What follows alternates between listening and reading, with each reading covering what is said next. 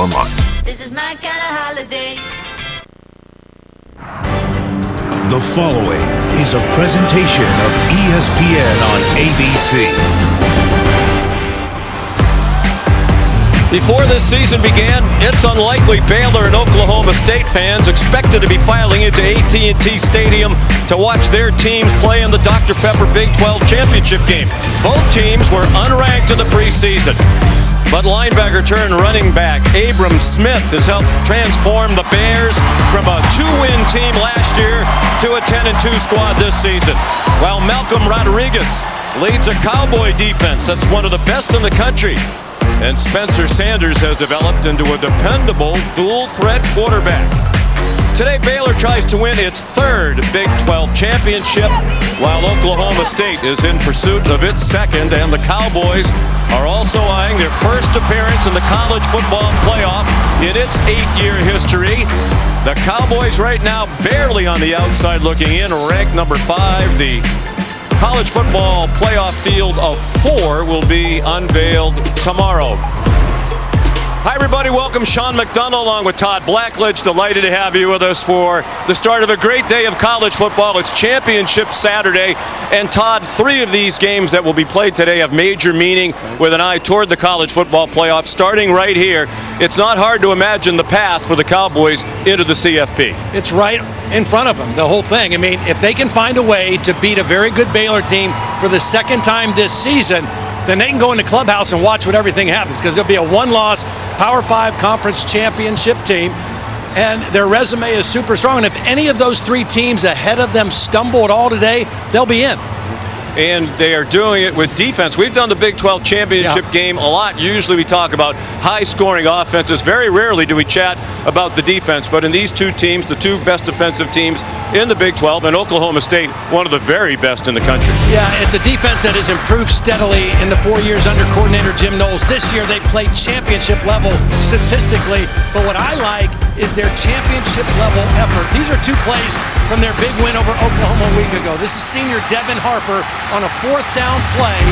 Second effort, third effort, he's going to get up and trip up Caleb Williams, a good running quarterback, short of a first down. And this was the last possession. This ended the game.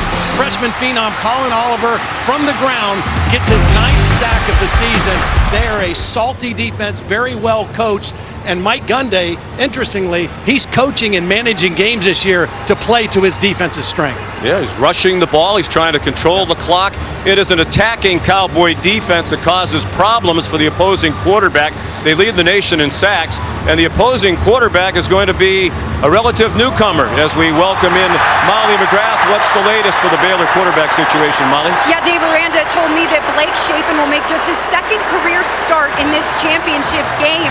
He practiced with the first team all week, but Gary Bohannon is not healthy enough to start with a hamstring injury. He will be available as a 3rd-string backup, but Aranda told me he has full confidence in Shapen. He said he has some gunslinger in him. He's not the kind of guy to get rattled or nervous easily, and people within the program tell me Shapen absolutely oozes confidence. He doesn't shy away from contact, which worries the coaching staff, so they're going to try to rein him in, run him a little less than they would Bohannon, but they truly believe this redshirt freshman can win them a championship today, Sean.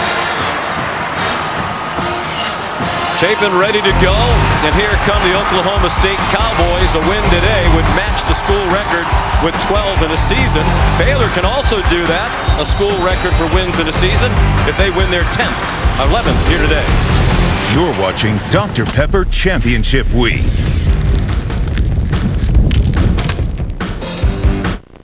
If Philly Garcia didn't have dealership in all of South Carolina. It's Fee Week on ESPN as we continue Jim Valvano's fight against cancer.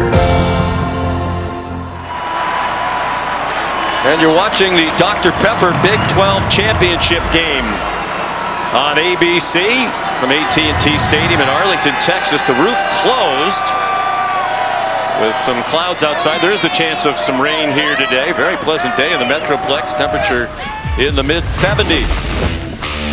It's Baylor and Oklahoma State for the 2nd time this season. They were each 4-0 when they met in Stillwater in early October. Spencer Sanders to Rashad Owens gave them a 14-0 lead. Abram Smith, a 55-yard run, cut that lead in half. Jalen Warren sealed the game with a 4-yard run in the final moments. Oklahoma State, then number 19, defeated number 21 Baylor 24-14. Oklahoma State won the toss and deferred. So Tanner Brown will kick off for the Cowboys as Baylor elected to receive the opening kickoff. And they have Treston Ebner back deep. Each of these teams has one of the best return men in the country. Ebner, 3 career kickoff returns for touchdowns. He is the special teams player of the year of the Big 12 for the 2nd year in a row. And we're underway. And it's a touchback. Imagine that Blake Shapen might be a bit anxious as the redshirt freshman makes just his 2nd career start. The first was last week, a game they had to have in Waco against Texas Tech. Threw 2 touchdown passes and also won the admiration of his teammates by bouncing back up from that hard hit. He played very well, threw for 254 and those 2 TDs. He ran for 25 and took that hard hit. They survived a last-second field goal attempt by Texas Tech to win 27-24. So here's Shapen making his 2nd career start. They give him an easy pass. It's Treston Ebner out of the backfield and a nice gain to the 47-yard line for Ebner, their all-time leader in catches by a running back. There's Gary Bohannon, their starter for most of the year, suffered a hamstring injury while running with the ball in their game at K-State. It was right before the end of the first half, so Blake Shapen actually played the whole 2nd half on the road against Kansas State as well. He's essentially played a game and a half as their lead quarterback. False start will be the call against Baylor. Brandon Cruz, the referee, leading this Big 12 crew. False start. Offense number 89. 5-yard penalty. It's first down. Interesting start right here for Baylor. Jeff Grimes, the offensive coordinator, told us they've got to do some different things than they did the first game. Treston Ebner was a non-factor the first game, had 0 catches. First play of the game, they throw him the football. Second play, they tried to run him. He had 8 carries for 0 yards. They want him more involved in what they do today. He's a great dual threat player. The pitch is to Ebner. Shapen took a pretty good pop as he pitched it. And they have established Ebner very quickly. He's across midfield to the Oklahoma State 48-yard line. It's a little speed option. Quarterback does a nice job getting rid of the football before he's drilled by Tyler Lacey. Probably the most visible NFL prospect on this outstanding Oklahoma State defense. Tyler Lacey, 6'4", 295-pounder. Not a lot of top pro prospects on the defense, but collectively they're terrific in their 4th year in this system under Jim Knowles, the defensive coordinator. Nice throw by Shapen through a crowd, and it's a first down to the 31-yard line for the veteran R.J. Sneed. The thing they like about Shapen is his poise and his willingness to just stay in the pocket. This is a tough throw. There's 3 defenders right there, and he stays right in there and makes a beautiful throw to Sneed. Or I'm talking Thornton for the catch. It's number 9, Tyquan Thornton. Another veteran, his 137th career reception. 14th all-time at Baylor. Oklahoma State gives you 2 different looks structurally, a press look and an off look to try to confuse quarterbacks. They're off on this down, 1st and 10.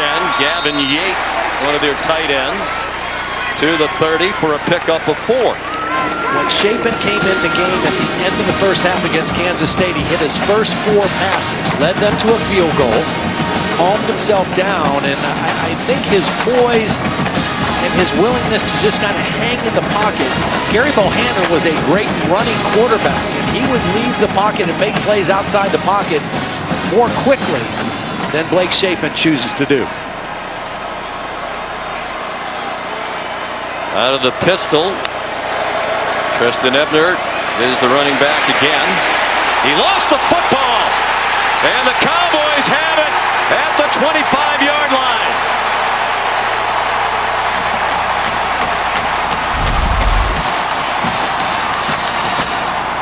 It's Devin Harper that rips the football out, and Rodriguez, now they're questioning it. No, it's a clean recovery for Oklahoma State. Malcolm Rodriguez got his hand in.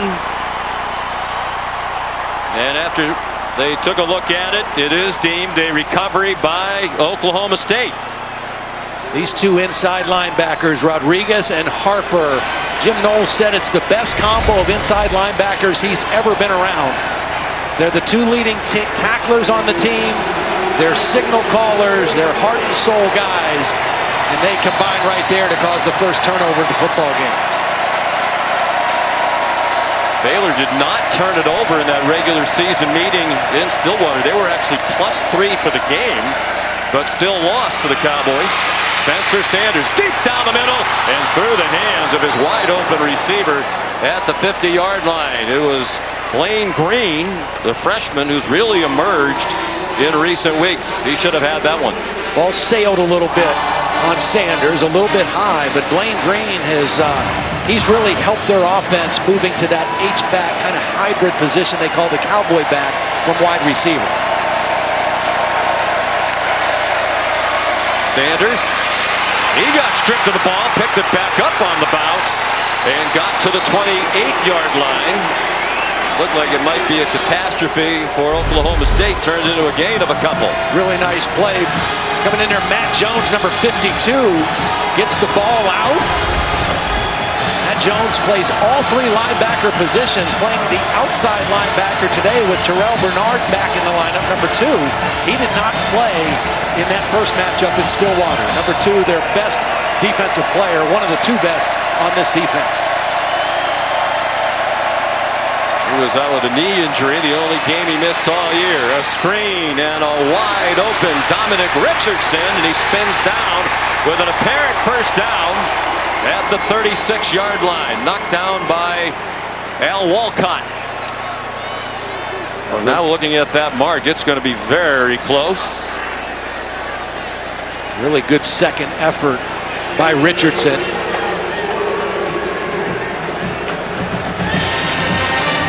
Nice call on the screen. First 2 pass plays, Baylor was able to get pressure on Sanders. You do something to alleviate that pressure, a draw or a screen. Go for the screen. Richardson very close to the first down. Richardson lost a key fumble for a safety early in the second half last week in their Bedlam win, and that really was Bedlam. That was about the Bedlamist or most Bedlam game that there's ever been. They rallied from 9 points down in the fourth quarter for coach Mike Gundy to beat Oklahoma. Just the 3rd time in Gundy's 17 years as a head coach they beat the Sooners, and he was concerned about the mindset, particularly the physical readiness. Today they expended a lot of emotional and physical capital in that win over the Sooners. Great opportunity to get this guy involved right there. Tay Martin, their leading receiver after that conversion. On first down, a keep by Sanders. Taken out of bounds after a gain of 2. Jaron McVay, the veteran safety, and veteran is an understatement. He's playing in his 58th career game today. Well, we have a lot of super seniors and 5th-year seniors on both of these teams that are just really making the most of this extra year or 2 of eligibility because of COVID. And that makes for a veteran team. Particularly on defense, it's a reason why Sanders throws short of his intended receiver, Braden Cassidy, one of their tight ends in the flat. It's a reason why they're both really good on defense. They both, Todd, have veteran teams on the defensive side of the ball. Right now, the encouraging thing for Baylor is they are creating pressure on the quarterback with a 4-man rush. I mean, they have really gotten after it. Ron Roberts, the defensive coordinator, was once the head coach who hired Dave Aranda at Delta State. Dave Aranda returned the favor last year here at Baylor. I was glad he did. Roberts has done a great job with this defense. Sanders has time. Juggling catch made. First down. There's Tay Martin, their leading receiver, the transfer from Washington State to the 48-yard line, a gain of 11. Perfect timing. You know, it's interesting. Tay Martin, that's his 62nd catch of the year. 38 of those catches happen outside the numbers. They really throw it to him wide. Sanders outside the numbers to Martin again, outside the hash marks, and inside the numbers at the 44-yard line. Mark Milton made the tackle. Oklahoma State showing the potential for some tempo. Tempo created problems for Baylor the first time they played in Stillwater. Sanders in trouble and dropped for a loss. There's Terrell Bernard, their fifth-year senior captain.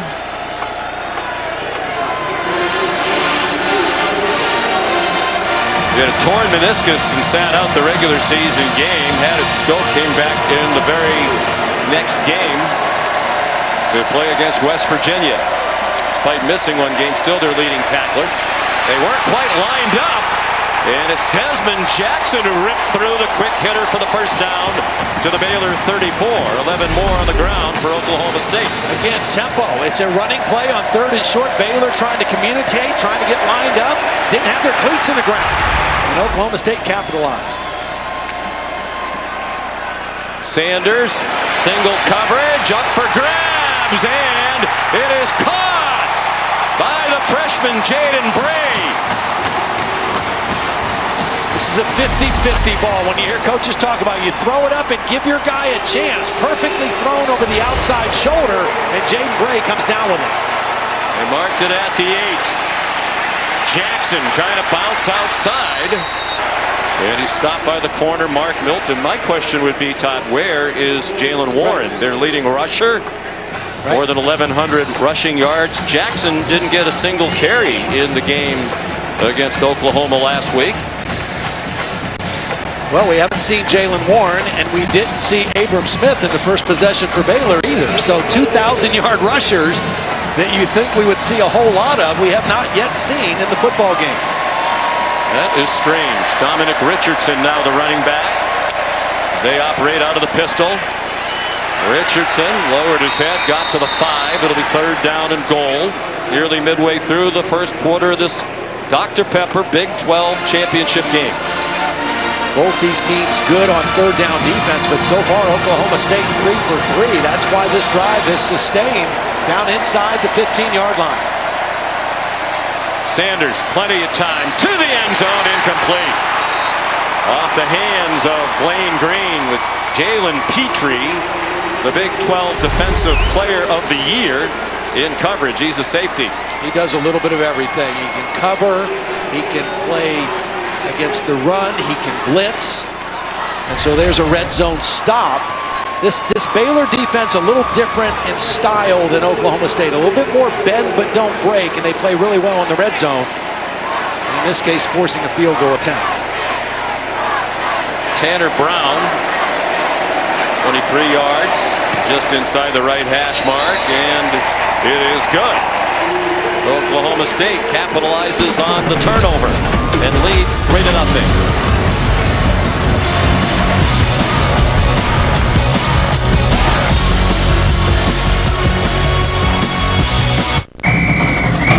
Curve ahead. It's Tuesday on ABC, and you can stream it the next day on Hulu. Taco Bell welcomes you to the Live Más Student Section of the Year contest. Use hashtag StudentSectionSauce to get the committee's attention. Go to ESPN.com/Taco Bell to see how your school can compete. Treston Ebner back for another kickoff. The first one from Tanner Brown was a touchback. His field goal has given the Cowboys a 3-0 lead.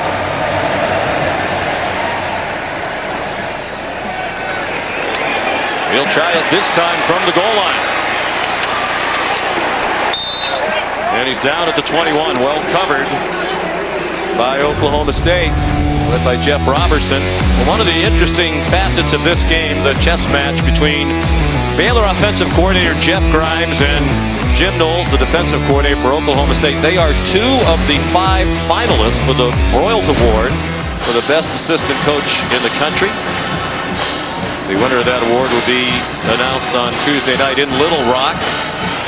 First year at Baylor for Grimes, and what a difference he's made, particularly in their ability to run the football.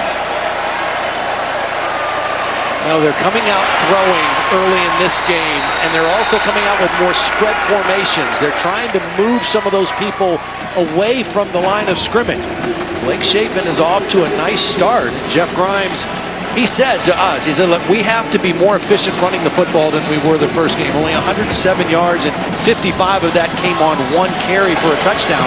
And we've got to hit some more explosive plays down the field. Giving Shapen some easy passes. That was an 8-yarder to R.J. Sneed. Shapen's 4 for 4. Out of the pistol. Here's their leading rusher, Abram Smith, who got spun down after a 1-yard gain.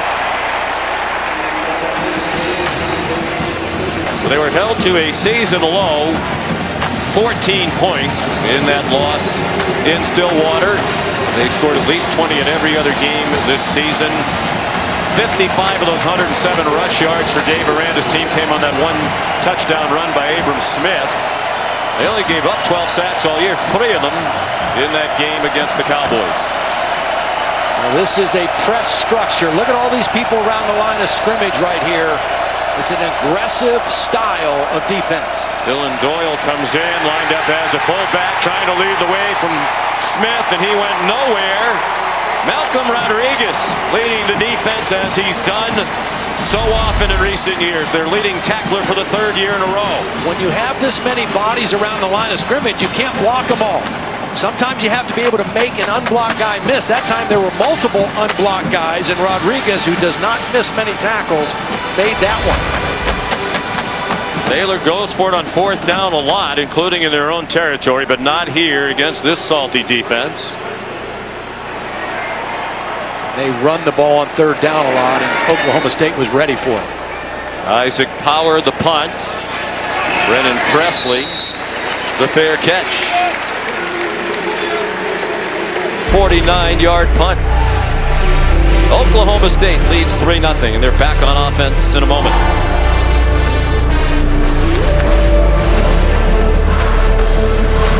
On the season finale of Fansville by Dr. Pepper. The Dr. Pepper Big 12 Championship game on ABC is brought to you by delicious ice-cold Dr. Pepper, the one fans deserve. Championship weekend underway. Congratulations to Kyle Whittingham and the Utah Utes. They dominated Oregon last night for the 2nd time in 2 weeks to win the Pac-12. Lots of important action all day long around the country. We'll cap it off on ABC tonight with Pittsburgh and Wake Forest. I still would rule out Kenny Pickett as a Heisman Trophy contender. Of course, just after we're finished, Cincinnati and Houston, and the Bearcats win, finish an undefeated season, and play their way into the college football playoff. Swing pass, Jaden Bray did well to gain 2, chopped down by Kalen Barnes.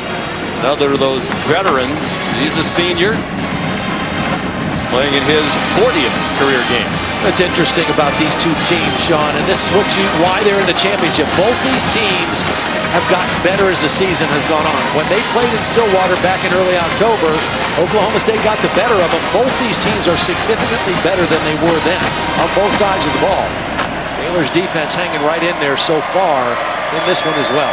They were both 4-0 entering that game, and they were ranked earlier in that week for the first time this season. Sanders throws too high and intercepted, and being run back by J.T. Woods inside the 10 and out of bounds. They're going to mark him right near the 10-yard line.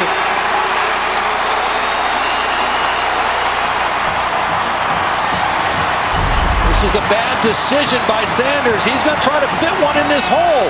But there's 2 defenders. There's one underneath, one over the top. The ball sails on him. And J.T. Woods comes up with the interception. J.T. Woods had an interception earlier in the year against Oklahoma State when they played in Stillwater. Again, the first time they played, as you take a look at the replay on the Dr. Pepper pylon cam, the first time they played, Sanders threw 3 interceptions, but Baylor was not able to capitalize. Yeah, they were +3, the Baylor Bears, and still lost. Turnovers are even now. Can Baylor capitalize? Pass Pass in the flat. And Drew Estrada, transfer from Dartmouth. Dragging the tackler Jason Taylor with him, very near another first down, just shy of the 1. Well, you got to believe now is when Abram Smith gets the football. Again, Jeff Grimes changing up his style, more spread formations and more quick throws, getting the ball out of the hands of the quarterback Chapin. But at this point now, number 7's your guy. He has 12 rushing touchdowns. He's on the right hip of Blake Chapin. He's leading the way as a blocker. And Chapin got near the first down. He's 6 feet, 192 pounds. That's an interesting play call to me when you have Abram Smith. Yeah. Well, I get it because you pick up an extra blocker, but the difference is when Gary Bohannon is a quarterback, he's 6'3", 221 pounds. So it's a different body type running that play. And you don't have a lot of depth behind Chapin if he takes the kind of hit that causes him to leave the game. They bring Dylan Doyle, one of their starting linebackers, back in.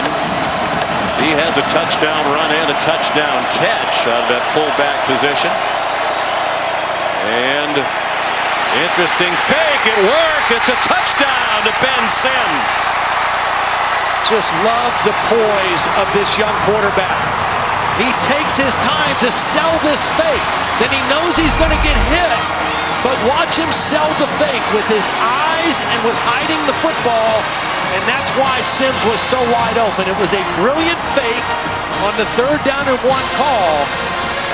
And Baylor gets the touchdown. What a cool customer Blake Chapin is.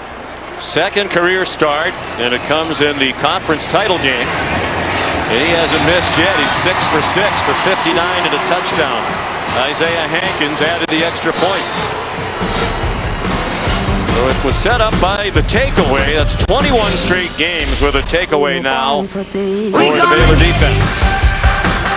Yeah, bad throw, bad decision. Throwing it there in the middle of the field, and Baylor, what they do best, takes the ball away, and the offense capitalizes with a leading touchdown now, 7-3.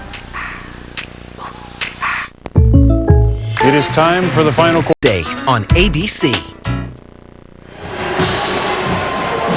Spencer Sanders throws an interception, his 9th of the season. Been better in that area recently, although they did survive 2 interceptions he threw last week to win the Bedlam game against Oklahoma. Baylor capitalized on the short field and has a 7-3 lead. As Noah Rauschenberg kicks off, and it's a touchback. Here's Molly. Well, Mike Gundy told us Spencer Sanders has let his emotions get the best of him in the past, and he was hot after that interception. He yelled at an official for seemingly a missed holding call on a Baylor defender on one of his receivers. He had to be restrained by his teammates, and quarterbacks coach Tim Rattay had to calm him down on the sidelines, guys.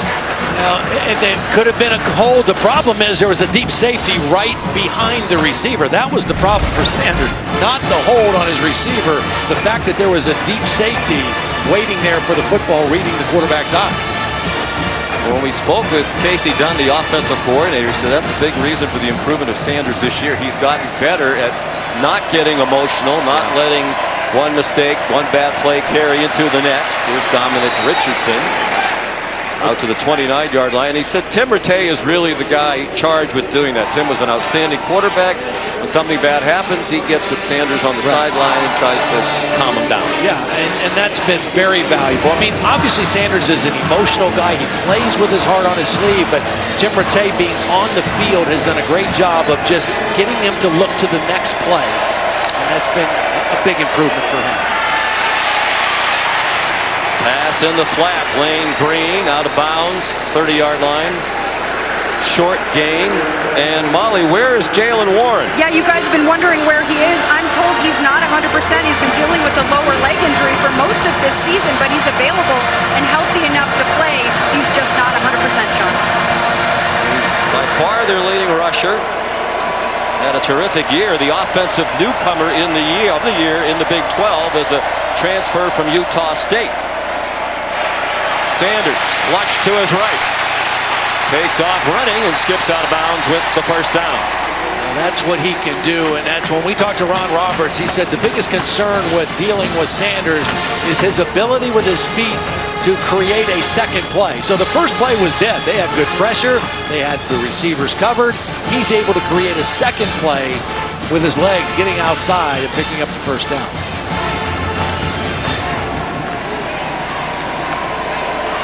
Got to find Tay Martin again, especially if Jalen Warren's not playing. Under 2 minutes to go in the opening quarter. Sanders pressured after the fake and throws another interception. Matt Jones picked it off. Just a beautiful job by Matt Jones reading the screen.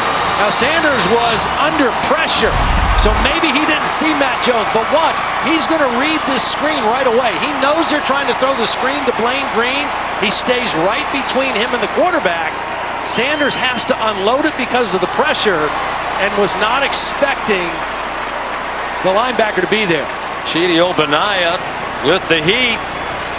The senior from Houston, part of that front three. And Jones, the interception. First of his career for the sophomore, back in his home state. He's from Odessa, Texas. Of course, Baylor is in his home state as well, in Waco. Short trip up here to the Metroplex. Relatively easy trip for both of these fan bases to get here. And this place is packed. 80,000 seat capacity for this game. Shapen wants to go deep after the second takeaway. And a flag thrown in the end zone. Jarek Bernard Converse had the coverage on Tyquan Thornton. This is a good throw. I mean, it's away from the safety. It's deep enough to give Thornton a chance. You can see the pull right there on the back of the jersey by Bernard Converse. Defense number 24, 15-yard penalty, automatic first down. When Oklahoma State plays man coverage, they do have a tendency to reach and grab, and it just depends on how the officials call the game. They're very physical on the outside with receivers. That time a pretty easy call on Jarek Bernard Converse. Easier call than just to say his name. I guess so. He's another of those veterans making his 46th career start. All of them consecutively. Flag down as Abram Smith fell ahead for a yard. Jaden Jernigan, backup defensive lineman, made the tackle. Offside. Defense number 96 is lined up in the neutral zone. 5-yard penalty. It's first down. Cody Walderscheid, who's also a backup as they roll in some new players into the front for Mike Gundy. Trying to win his second Big 12 championship. They won it in 2011. Back then, this conference did not have a title game. They were the regular season champs with a school record 12-win season. This is the first time that they've ever played in a conference championship game. They won 11 conference titles back to the 1920s.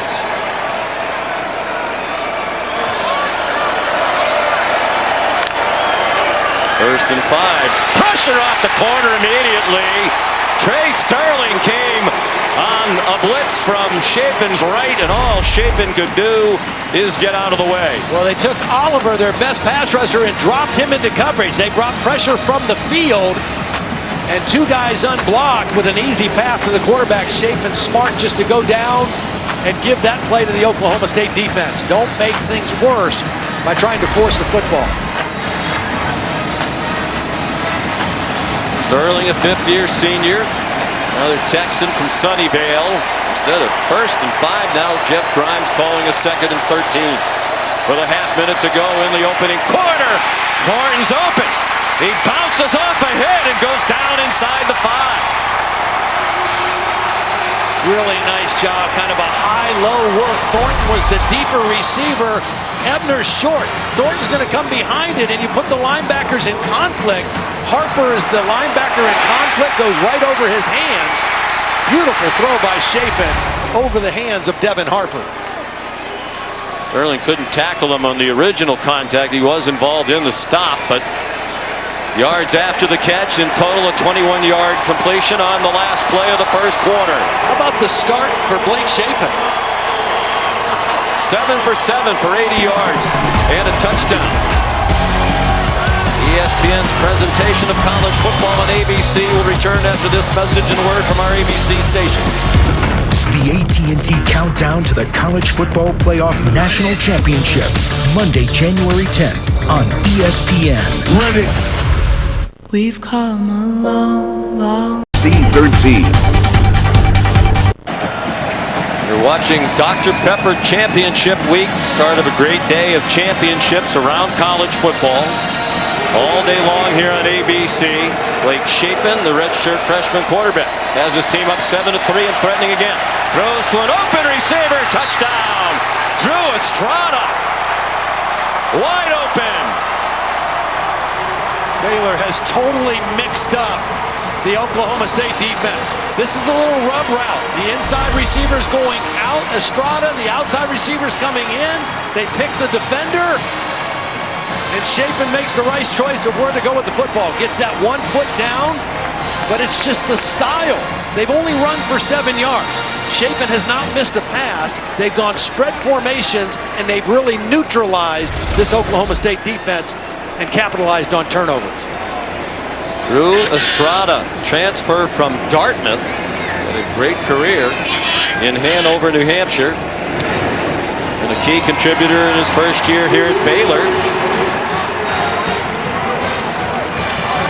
23rd catch of the year. It's his first touchdown as a Baylor Bear.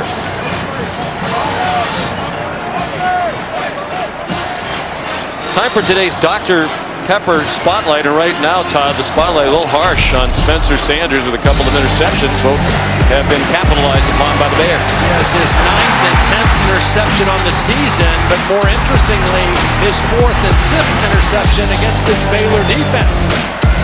Baylor was not able to capitalize on the turnovers in Stillwater in Oklahoma, but they are taking advantage of it here. And right now, Spencer Sanders has to kind of flush that. He's got to get his mind right and realize there's a lot of football left, and he's got a great team. Although it is interesting, as Molly reported, trying to do this without Jalen Warren changes things for Oklahoma State. Well, if he's available, then you might want to try it. Because without him as a run threat, it's a lot easier to play the pass if you're on the Baylor defense. Maybe Ron Roberts calling those defenses. Touchback from Noah Rauschenberg.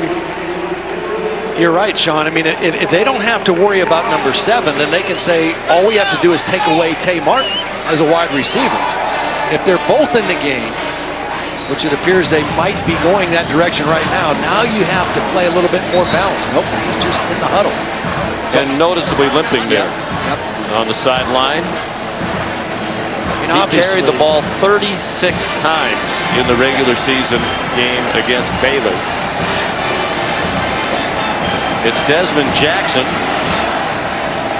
who entered today with 29 carries all year, compared to 237 for Warren in the regular season. And Jackson gets stuffed for a loss of 1, led by Siaki Ika. What a character he is, and what a terrific player he is. Casey Dunn, the offensive coordinator for Oklahoma State, said, did you watch film of number 62, and he just throws centers around. You can't block him with one guy. I mean, Oklahoma State tried to do it that time. He just took the man blocking him and drove him right into the running back. He is a powerful man, a transfer from LSU, came with Dave Aranda. Part of their title team at LSU in 2019. Aranda was the defensive coordinator. They try a draw, and Jackson with another loss, back to the 19. Jalen Petrie, one of the finalists for the Thorpe Award, is the best defensive back in the country. Nice little stunt. Here's Petrie. He's coming inside on a stunt, and it's perfect timing. It's going to go right to where the play's going. The draw play, he's unblocked. And a 3rd and long now for Sanders. 3rd and 15. And they're not even going to risk it, but Sanders shaky, having already thrown 2 interceptions on 3rd and long. A very safe run. Desmond Jackson, tackled by Terrell Bernard, and Casey Dunn has to figure it out for this Cowboy offense. Well, right now, what Mike Gundy needs is his defense to play the way they've played all year. They've got to get a 3 and out, They've got to try to play some field position, see if they can flip the field, because right now Baylor controlling this football game thanks to the turnovers and thanks to the throwing of Blake Shapen. Tom Hutton, the 31-year-old punter from Australia, and a fair catch made by Treston Ebner after a 47-yard punt. So they're playing as Baylor with their backup quarterback, Blake Shapen, his second career start. And if you're a Bears fan, you're a little bit worried about that, you can stop worrying. Well, that was the first play of the game, and he has looked comfortable and poised in the pocket. When you're comfortable and you're relaxed, your vision is better. He's seeing the field. He's not bothered by this pressure defense of Oklahoma State, and the play calling and the formations has really kind of put this defense on their heels. I got to believe Jim Knowles is going to try to find a way to pressure this guy pretty soon.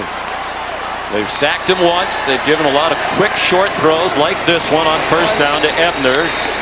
Tackled perfectly as always by the former wrestler Malcolm Rodriguez. Shapen, redshirt freshman from Shreveport, Louisiana. It wasn't even a given he'd be a football player in college. He was one of the top baseball recruits in the country. I was on a radio show last night, Todd in Waco, with Matt Mosley. He said if Shapen opted to be on the baseball team at Baylor, there's been talk about that. Steve Rodriguez would love to have him. He'd be a middle-of-the-order hitter in their starting shortstop. Played at Evangel Christian High School, really good football program in Louisiana. Ebner did well to turn that into a game. Shapen is also the nephew of the great golfer Hal Sutton, 15 times a winner on the PGA Tour. Won the PGA Championship, Players Championship. You have to be good under pressure to win that much on the PGA Tour, so Tom under pressure might run within the family. Well, he needs to be smart under pressure here. 3rd and long, Oklahoma State wanting a 3 and out. He's got to make a good decision with the football here and not give the Cowboys a short field. 4-man rush, he got it off, but short of the first down. Tyquan Thornton, excellent tackle by Jarek Bernard Converse. How about that throw? That was a shortstop throw. Did you see it? It was a little sidearm sling. He hit Thornton on the move. It was a good throw and catch, but well defended on 3rd down with the sure tackle by Converse. There it is, a little flick. I know they're short throws, but the accuracy has been very impressive. 10 for 10 now. Such a good baseball player. He played in the Under Armour All-American game in 2019 at Wrigley Field. Whew. Rocket of a punt from Isaiah Power. And Baylor gets a nice bounce as they'll down it inside the 10-yard line. Brooks Miller there to down it. 54-yard punt. Can Spencer Sanders get it together? On a joyous Fansville by Dr. Pepper. At ABC Monday. Join us as Monday Night Football caps off Week 13 on ESPN, Deportes, and the app. 8 Eastern Time, AFC East matchup. 2 top teams. The Patriots lead the division with a 6-game winning streak against Buffalo. Of course, on ESPN2, Peyton and Eli will have their alternate broadcast of the game. Their unique perspectives, always interesting stories, humor, surprise guests dropping by. Appealing matchup Monday night, Pats and Bills. Dominic Richardson still nowhere to run, loss of a yard. You know, Baylor is not running very well, only 8 yards, but they're not trying. They've only run it 7 times. Oklahoma State has run it now 12 times, but only 22 yards. So both run defenses have really stepped up here in the ballgame so far. A lot of guys in the box there for Baylor, anticipating run. They don't want Sanders to throw it, and every running play in the last 2 series is going in reverse. Richardson dropped. Meanwhile, this is just a moment ago. Jalen Warren, he was running okay there as he went to the locker room. Maybe they're going to do something to try to get him ready to play. Big surprise to us. We met with the coaches this week. No mention from the Oklahoma State coaches about any issue with Jalen Warren. Spencer Sanders throwing out of this end zone. It's all Oklahoma State fans in this end zone, so he should be able to call a throw gain here and try to make a play.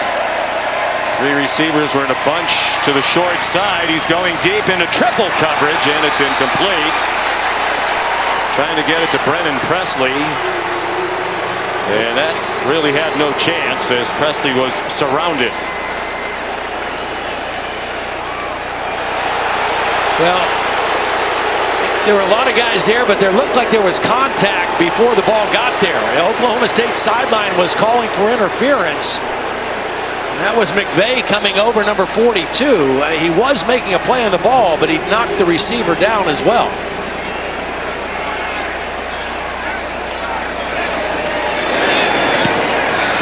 Tom Hutton, short punt. Flag down to the line of scrimmage. Fair catch made by Treston Ebner, just shy of midfield. Well, it was really a prayer. We'll check out the penalty and then go back and look at the no call on the last offensive play for the Cowboys. Brandon Cruz, the referee. Illegal formation. Kicking team had 5 players lined up in the backfield. 5-yard penalties enforced from the end of the play. It's first down Baylor. Looks like he's on the same arm workout you have, Sean. Yes. Curls. Lots of curls while drinking Dr. Pepper.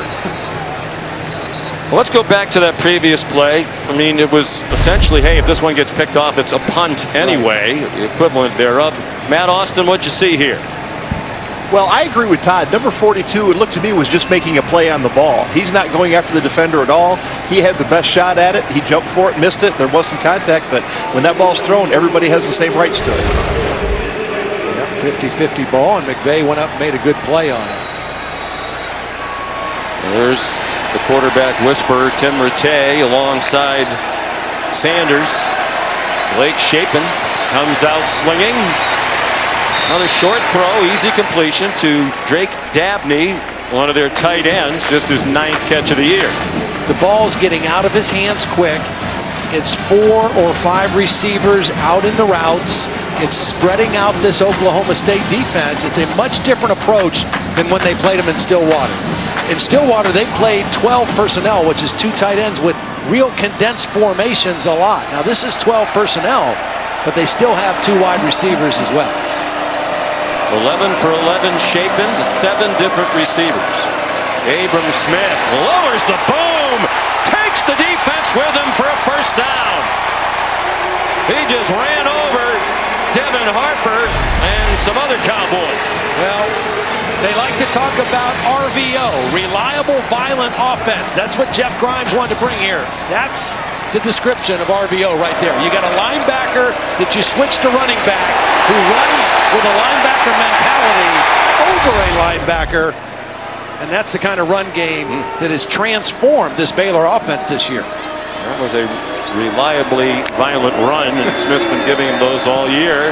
Shapen deeper down the field. He's still perfect. It's another first down to Tyquan Thornton.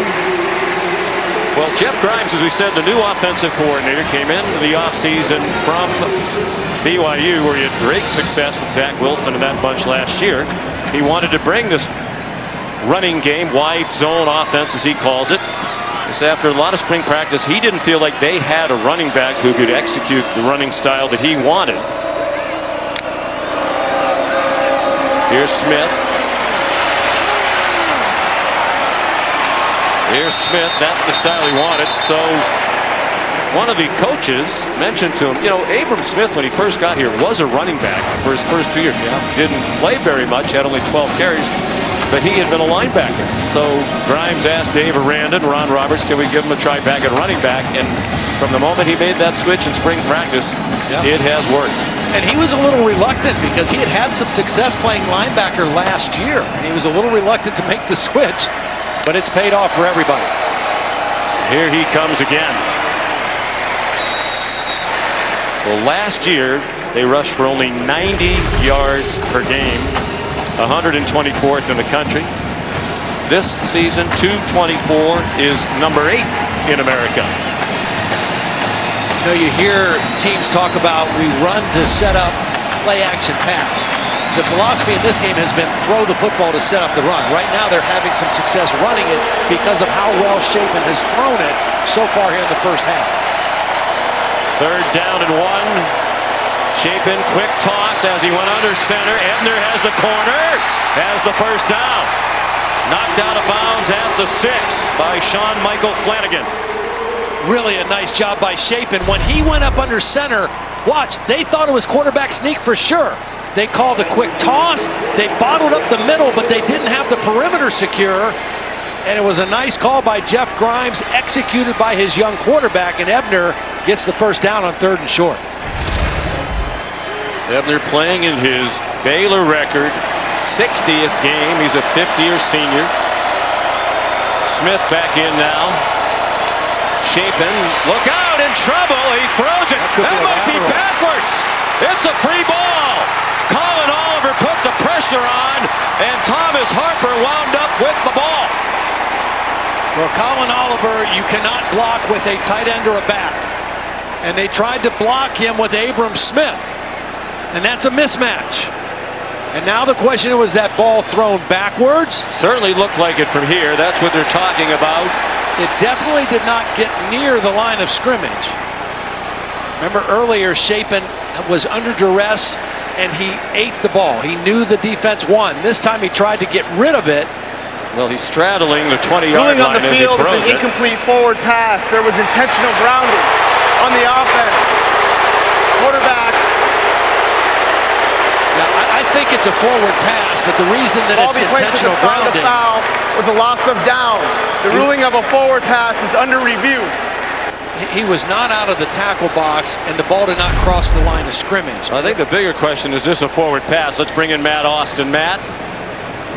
Yeah, this one's going to be extremely close because the rule is where does the ball leave the quarterback's hand and then where does it touch something? In this case, it's the ground. So if he threw the ball hits at the 19. So the question is, did he throw it before or after the 19-yard line? Hits at the 21. I'm sorry, the 21, yeah. yes. It's so where it comes out of his hand? Yes. Now the other side of it, the ball has to go forward. Anything that doesn't go forward is backwards. So if it goes sideways, that's considered a backwards pass. We'll sort out this very important ruling when we come back. Look for the bad.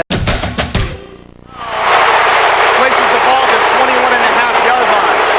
2nd down.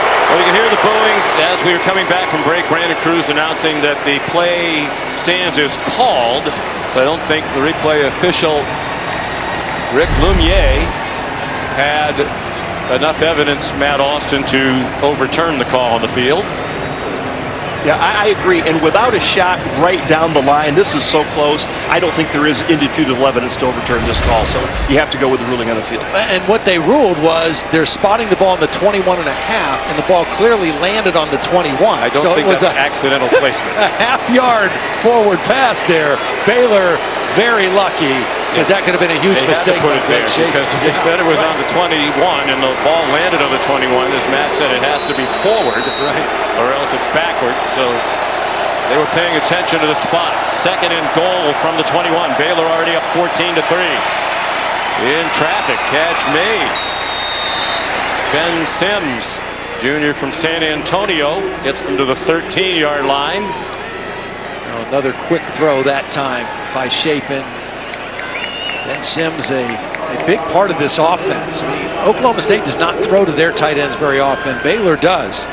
Ben Sims coming into the game, 27 catches, 5 touchdowns. He's added to that in both categories already today.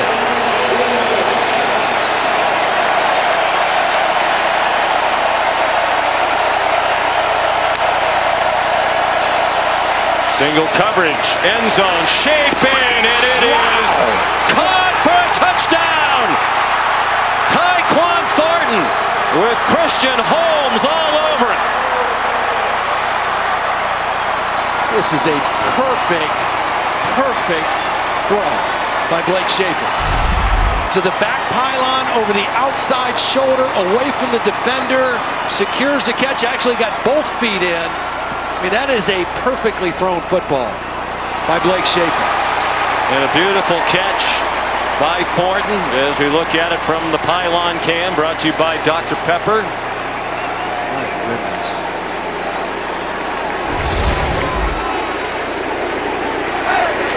Well, they took advantage of the near fatal mistake. They get the ball back. He hits Ben Smith or Sims to bring it into a 3rd and short, and then he throws a perfect touchdown to Thornton. His first today is 9th of the season. Isaiah Hankins, and movement before the snap. You're right, everything going Baylor's way.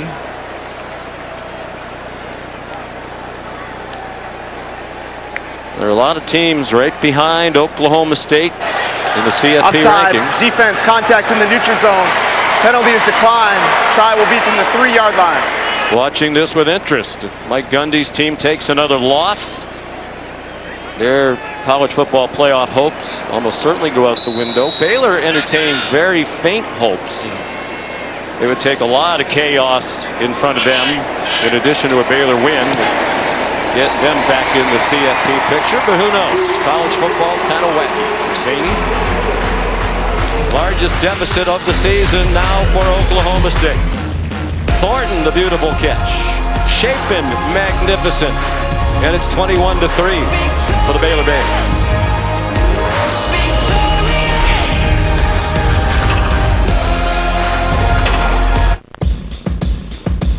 Live in front of a studio audience is back. What is you talking about? Aerial coverage provided by Goodyear. Anything can happen as long as you have the drive. Goodyear more driven.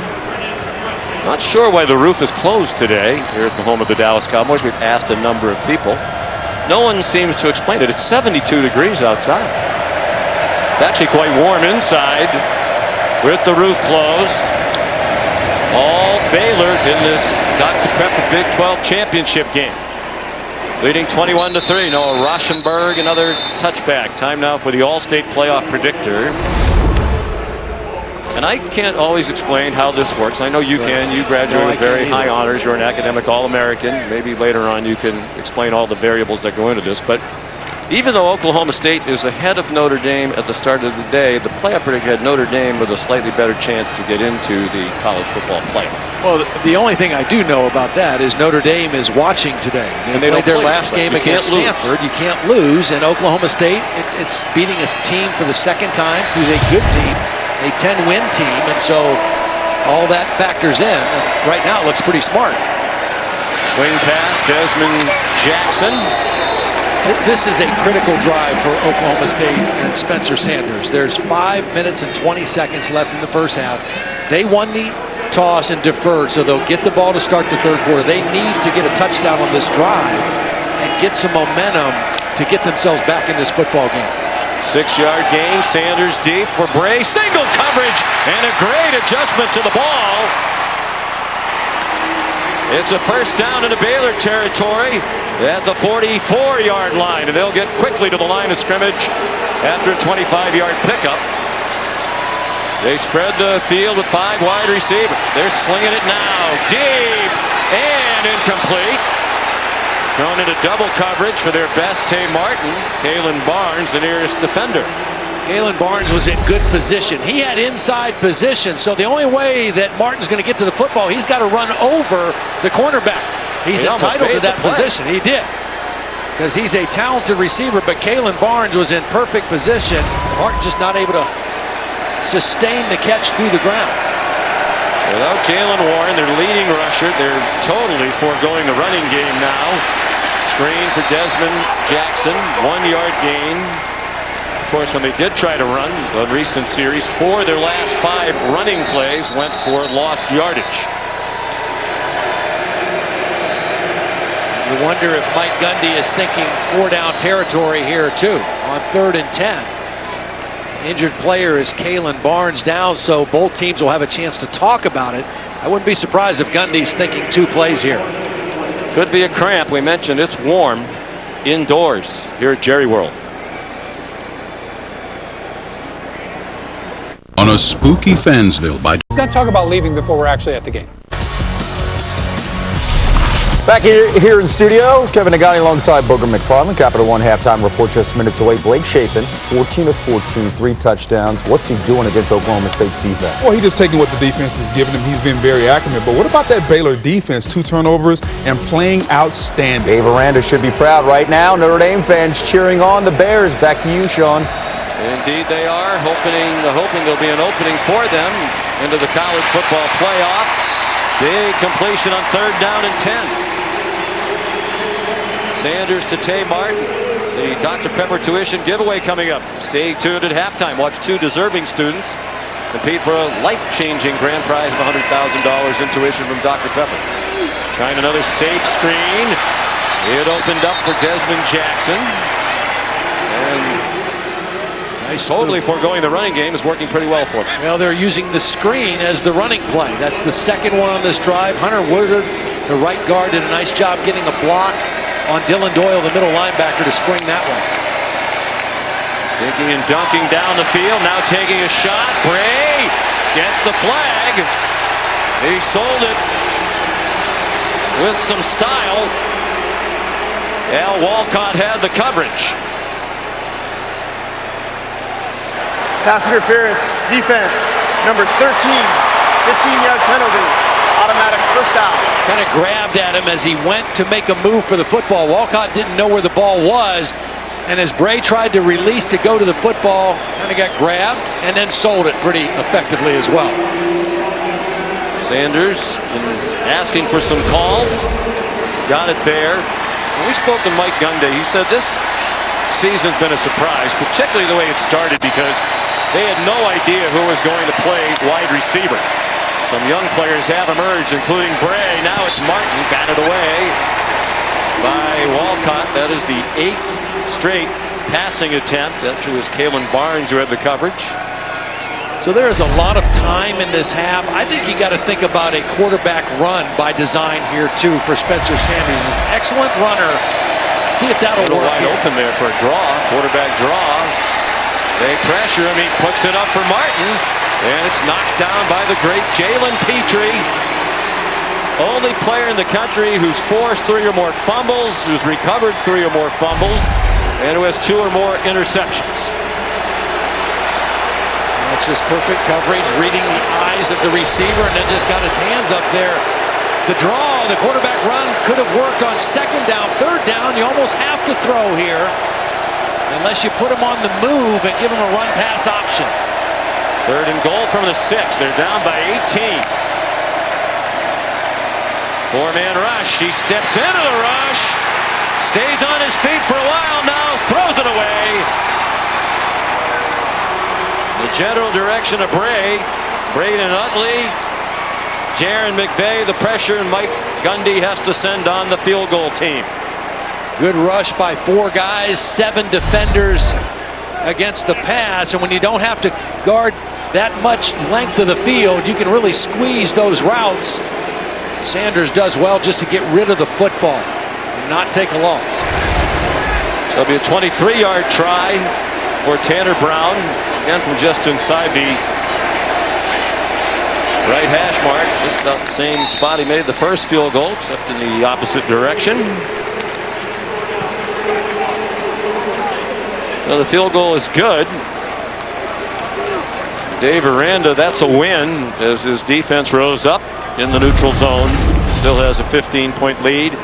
Here's this week's college football playoff rankings brought to you by AT&T 5G. You said at the top of the telecast, Todd, if Oklahoma State wins and any one of those 3 loses, Michigan, Alabama, or Cincinnati, they're very likely to get in. But if Oklahoma State gets out of the way, look out for the Fighting Irish. Maybe Marcus Freeman, and we congratulate him on the hiring as the Notre Dame head coach. Maybe his first game as a head coach is in the college football playoff. Yeah, that could be interesting. And then, you know, the other thing that again, we got 30 minutes of football to play in this one yet, but the other thing that you wonder about then is there another one-loss team? What about if Alabama plays really well but loses a close game in Atlanta to Georgia? Is a 2-loss Alabama team still have a shot at that point? Yeah, there could be chaos today. I mean, Georgia's going to be in no matter what. I think everybody agrees on that. But what if Michigan loses? What if Cincinnati loses? What if Alabama loses? Do they still make it as a 2-loss team? Lots to sort out for the committee. Preston Ebner, the kickoff return. And if you want all the answers, there's a lot of football left to be played today to determine it. The exclusive reveal of the college football playoff matchups, semifinals in the Cotton Bowl and the Orange Bowl, to be played on New Year's Eve on ESPN. The coverage starts at noon Eastern time tomorrow, right after Sunday NFL Countdown on ESPN. Reese and the guys will unveil the New Year's 6 bowl games. They'll have the final top 25 rankings. It's a 4-hour special. Abram Smith, running room, and a 12-yard gain on first down.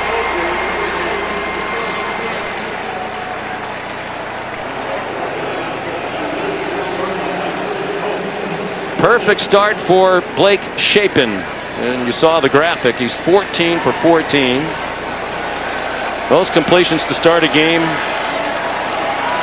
by any quarterback in the country this year, tied with Will Rogers. Had an excellent season for Mississippi State. With the lead and 3 minutes to go in the half, they run it with Abram Smith to the 36-yard line. Well, they run it, which is conservative, but they've run it effectively on back-to-back plays with Abram Smith. So if they make another first down here with just under 3 minutes, they might get a little bit more aggressive with a quarterback who they feel very comfortable and confident in, to see if they can tack on some more here before the end of the half. They've rushed for only 35 yards, and yet they have a 15-point lead. The slant for a first down. Tyquan Thornton has had a big first half for the offensive coordinator, Jeff Grimes. And Christian Holmes, who was involved in the tackle, is slow to get up. And it's a right arm or shoulder injury, it seems. Or the transfer from Missouri. Such a great day in college football with the championship games. And, you know, we mentioned already last night Utah with the Pac-12 championship.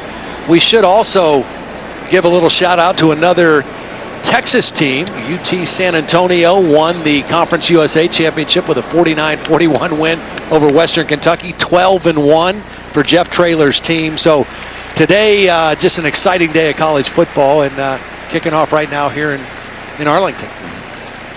It'll be interesting to see what transpires the rest of the day. I don't remember in the 8 years now of the college football playoff where it seemed like there was so much uncertainty heading into championship Saturday. Uncertainty on the playoff, uncertainty on the Heisman, all the way into the final weekend. It's been a great college football season, and everything is going right down to the wire. Well, we will have some new blood. One of the criticisms of the 4-team playoff, it's the same teams over and over again. Clemson definitely will not make its 7th appearance in 8 years. This year, Alabama still might. Ohio State hoping for a lot of chaos to transpire today. Abram Smith just shy of the first down, just shy of midfield. Tanner McAllister made the tackle. I think the play calling of Jeff Grimes and the execution by Blake Shapen in the first half has been amazing. I mean, they have kept this aggressive Oklahoma State defense on their heels, and they've really mixed them up with formations and with play calling. It's been a beautiful first half of offensive football for Baylor, who did not have much success offensively when these two teams met in Stillwater in October. And in fairness to the Oklahoma State defense, which has given up 21 points, they've had to defend a couple of short fields after the Sanders interceptions. Great tackle to stop Drew Estrada short of the first down. It was Tanner McAllister and Trey Sterling to force third down and a short 2. They're bringing Dylan Doyle in, their fullback. Remember the last time he was in the game on the goal line, they threw a play-action pass for a touchdown to the tight end Ben Sims. It was a similar situation, only on the goal line, with Doyle in at fullback. Doyle, hard-nosed player, transfer from Iowa. He's had a terrific 2 years in Waco. They fake the toss. They throw it to a wide open tight end down the middle, and Sims has the first down. Beautiful play call by Jeff Grimes and well executed. Although if the throw was a little better, it might have gone for more. They'll settle for 17. And they fooled the main veteran on this defense. Malcolm Rodriguez, the leader of this defense, leading tackler, was completely fooled by the fake.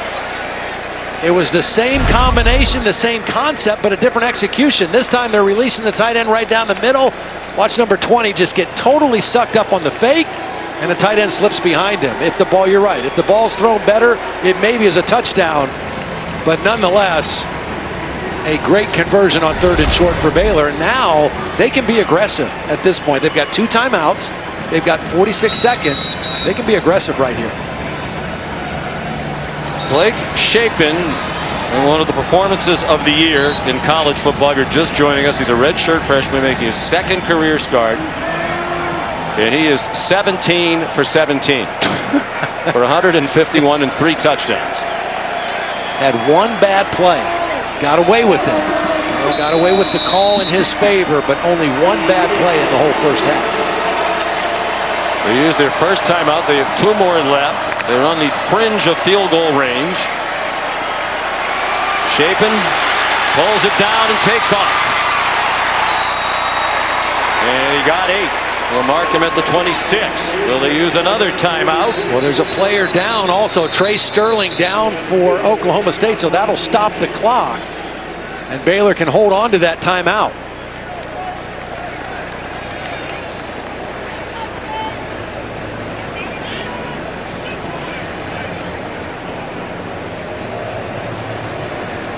Shapen not afraid to run the football.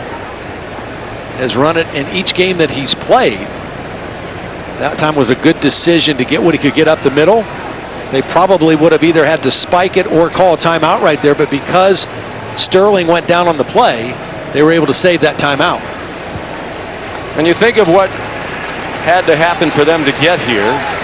They had to win last week against Texas Tech, right? And Shapen made his first start. Baylor has elected to decline the 10-second runoff. The clock will start on the next snap. Texas Tech had a 53-yard field goal try at the buzzer, which would have forced overtime. Then Baylor had to watch Bedlam. They needed Oklahoma to lose, Oklahoma State to win, to be in this game. If Oklahoma had won Bedlam, they would have played the Cowboys in a rematch here today. And for quite a while in the second half, when they were down by 9, the Cowboys, it wasn't looking very good for Baylor to be in this title game. Trying to take advantage of it. Single coverage, back of the end zone and broken up. Beautiful play by Jark Bernard-Converse. R.J. Sneed, the coverage. It is the first incompletion thrown by Shapen.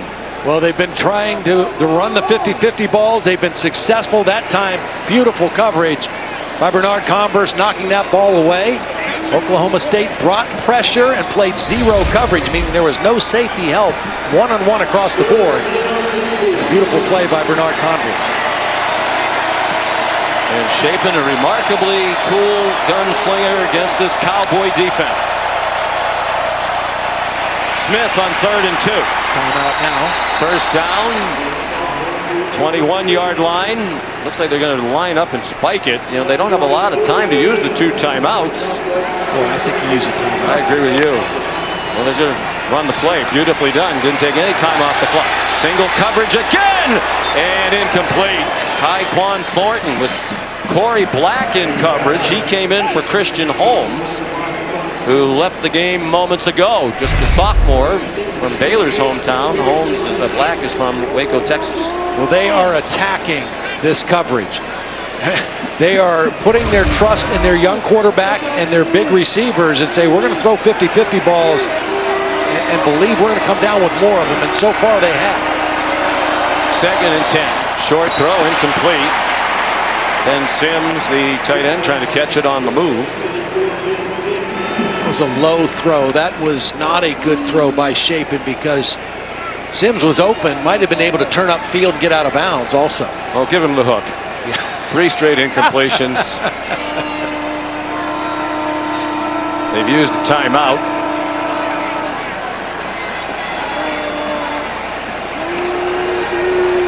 Play clock is still running. They did not call timeout, and they're going to have to now because they don't have time to get it off. I think Shapen second timeout called by Baylor. They had called a timeout. Their second. They still have one, and with 10 seconds to go in the half, you would think that would be enough. This season, along with their contributions to universities' general scholarship funds for every field goal and extra point made, Allstate will also be donating to the American Red Cross to help with disaster relief efforts. Thank you, Allstate. Possibly we can see a field goal attempt here in a moment for Baylor. Well, we've seen a couple shots at the end zone on the go routes, a couple plays back-to-back, well defended by Oklahoma State. I think there might be some different type of route on this one. The guy they've targeted the most is Tyquan Thornton. 7 targets, 6 catches so far here in the first half. And they tilt the safety coverage toward him, and there's a confusion on the route, and that's 4 straight incomplete passes after 17 straight completions to start the game. And here comes the field goal team with 5 seconds in the half. See, this was not man-to-man. This was zone, so there was safety help coming over the top. And a little mix-up between Thornton and Shapen, but the bottom line, Oklahoma State guessed right, had a zone coverage and nowhere to go with the football. I might say it's still shaping up as a really good half for Blake. They'd like 3 more off the foot of the true freshman walk-on from Little Rock, Isaiah Hankins. And they got pressure on it, and I believe they got a piece of it. Corey Black came from the kicker's left and got enough of that ball to have it come up short. Well, he made a nice play knocking a ball away, and now he's going to knock a kick away. And Oklahoma State takes some momentum, the last to score in the first half. And now they go into the locker room with a good play by their special teams and will get the ball to start the third quarter. Hankins had not missed from inside 40 all year. That 39-yarder comes up short. Here's Molly McGrath. Coach, what did that special teams play do for the confidence of your team heading into the locker room? Well, I hope a lot. We need a little confidence. We need to settle down on offense a little bit. We're not rushing the ball as well as we need to. And then obviously turnovers put us in a tough situation. So we got to get everybody settled down and come out, play a good second half. Will we see Jalen Warren in the second half? No, Jalen can't play. What do you guys need to do without him? Well, we just got to stay the course. I mean, we got to get back in the flow and stay the course. Thank you, Coach. Apparently Warren just wanted to be dressed to be in uniform with his teammates for this title game today. Baylor leading at the half, 21-6. We'll send you to the studio for the Capital One halftime report after this message and a word from our ABC stations. Hey, I can tell you're a fan. Jeep Ram is the #1 dealership in all of South Carolina. Welcome back to Dr. Pepper Championship Week. And you're watching the Dr. Pepper Big 12 Championship game on ABC from AT&T Stadium in Arlington, Texas, between Dallas and Fort Worth. Winner of this game will get the Dr. Pepper Big 12 Championship trophy. And right now, it's Baylor with a 15-point lead, 21-6. Well, and all 3 levels of their defense showing up. Ika, the nose tackle, eats up the double teams. The linebackers, Dylan Doyle and Terrell Bernard, flying around making plays. And then the Big 12 Defensive Player of the Year, Jalen Petrie, with a nice play here. I mean, we talked a lot about Blake Shapen, and he had a great half. But the Baylor defense held Oklahoma State to 130 yards, and now they'll come right back on the field. And for Oklahoma State, Spencer Sanders just has to ball out here in the second half. I mean, he's a veteran starter. They need him to step up and make plays. Might even see a little tempo out of Oklahoma State if they get some things going. But right now, Baylor's defense has been very difficult to move the ball. And the Baylor defense helped, obviously, by the absence of Jalen Warren. The leading running back for Oklahoma State, rushed more than 1,100 yards in the regular season, will not play today. An apparent leg injury, Noah Rauschenberg.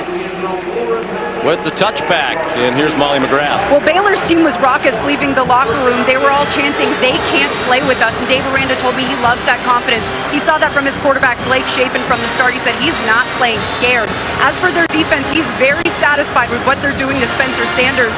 He said that we're playing 2 high safeties and we're eliminating the passing game. We're able to defend the run with the light box. Next up, we just need to do a better job defending the one-on-ones in the second half, guys. Well, that's exactly right. And what Dave Aranda just said to Molly, I mean, you got 2 safeties here, so that's pass defense. You only have 6 guys to defend the run, and they've done a good job of it. Oklahoma State's got to figure some things out.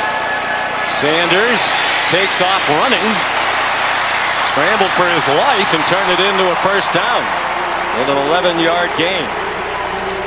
Well, if you don't have your leading rusher in the game, and you're not doing the things you're accustomed to doing, then you got to find other ways to run it. And Spencer Sanders running it is certainly one option. Desmond Jackson, who had 29 carries all year, and 15 of those were in one game in their rout against TCU, but thrust into the spotlight today in the absence of Jaylen Warren, who did dress out and has been animated on the sideline. That is a huge loss for the Cowboys. A couple of receivers open. They went deeper down the field. John Paul Richardson got blasted by JT Woods, but he held on, got 8. On a very manageable 3rd down situation because of that completion here. 3rd down and 2. Sanders, good fake. Has the first down and then got tripped up. He's trying to get more, but nice tackle by JT Woods in the open field. Here's where I think you speed it up a little bit. Now you got the first down, you're out near midfield, you've got some momentum, you've got a veteran quarterback. You're without your leading rusher, but you still have Sanders, and you got Tay Martin. You got to figure a way to seize the momentum here early in the 3rd quarter. Sanders threw 2 interceptions in the first half. He had a fumble that he recovered. He throws a swing pass, but stumbling down is Desmond Jackson for a loss. Well, we spoke, Todd, with Mike Gundy and with Casey Dunn during the week about the improvement of Sanders. Mike Gundy said, well, he's matured, but you got our offensive line figured out. They've been much more consistent, and we're able to run the ball. So when you can run the ball and protect the quarterback's going to play well. Right. They can't run it today. It's really on his shoulders right now, and he delivers with a strike to Tay Martin to the Baylor 40, a gain of 17. I think the answer for them has to be Tay Martin throwing him the football and Spencer Sanders running the football, whether by design or extending the play and making plays with his legs. He can run it by design. Desmond Jackson, tough run, but yields nothing. Spencer Sanders is their 2nd leading rusher on the season, 510 yards. Entering today's game, and bear in mind, sack losses come off the quarterback's rushing total, so he's really fared better than that in the running game. Motion and a fake, and he's hit as he throws, and it's intercepted. Jaron McVay had it fall right in his hands. It was Braden Utley who delivered the hit on Sanders, who's thrown his 3rd pick of the day. Yeah, Sanders held onto this ball kind of long, and Utley is able to hit him right as he's releasing it, so he doesn't get anything on the football, and he throws his 3rd interception of the day. That one, the direct result of pressure by Utley. Part of the problem is a first down play that netted 0. You have 2nd and long. The Baylor defense brought some pressure and forced another turnover. Sanders threw 3 against Baylor in the regular season. They managed to win that game.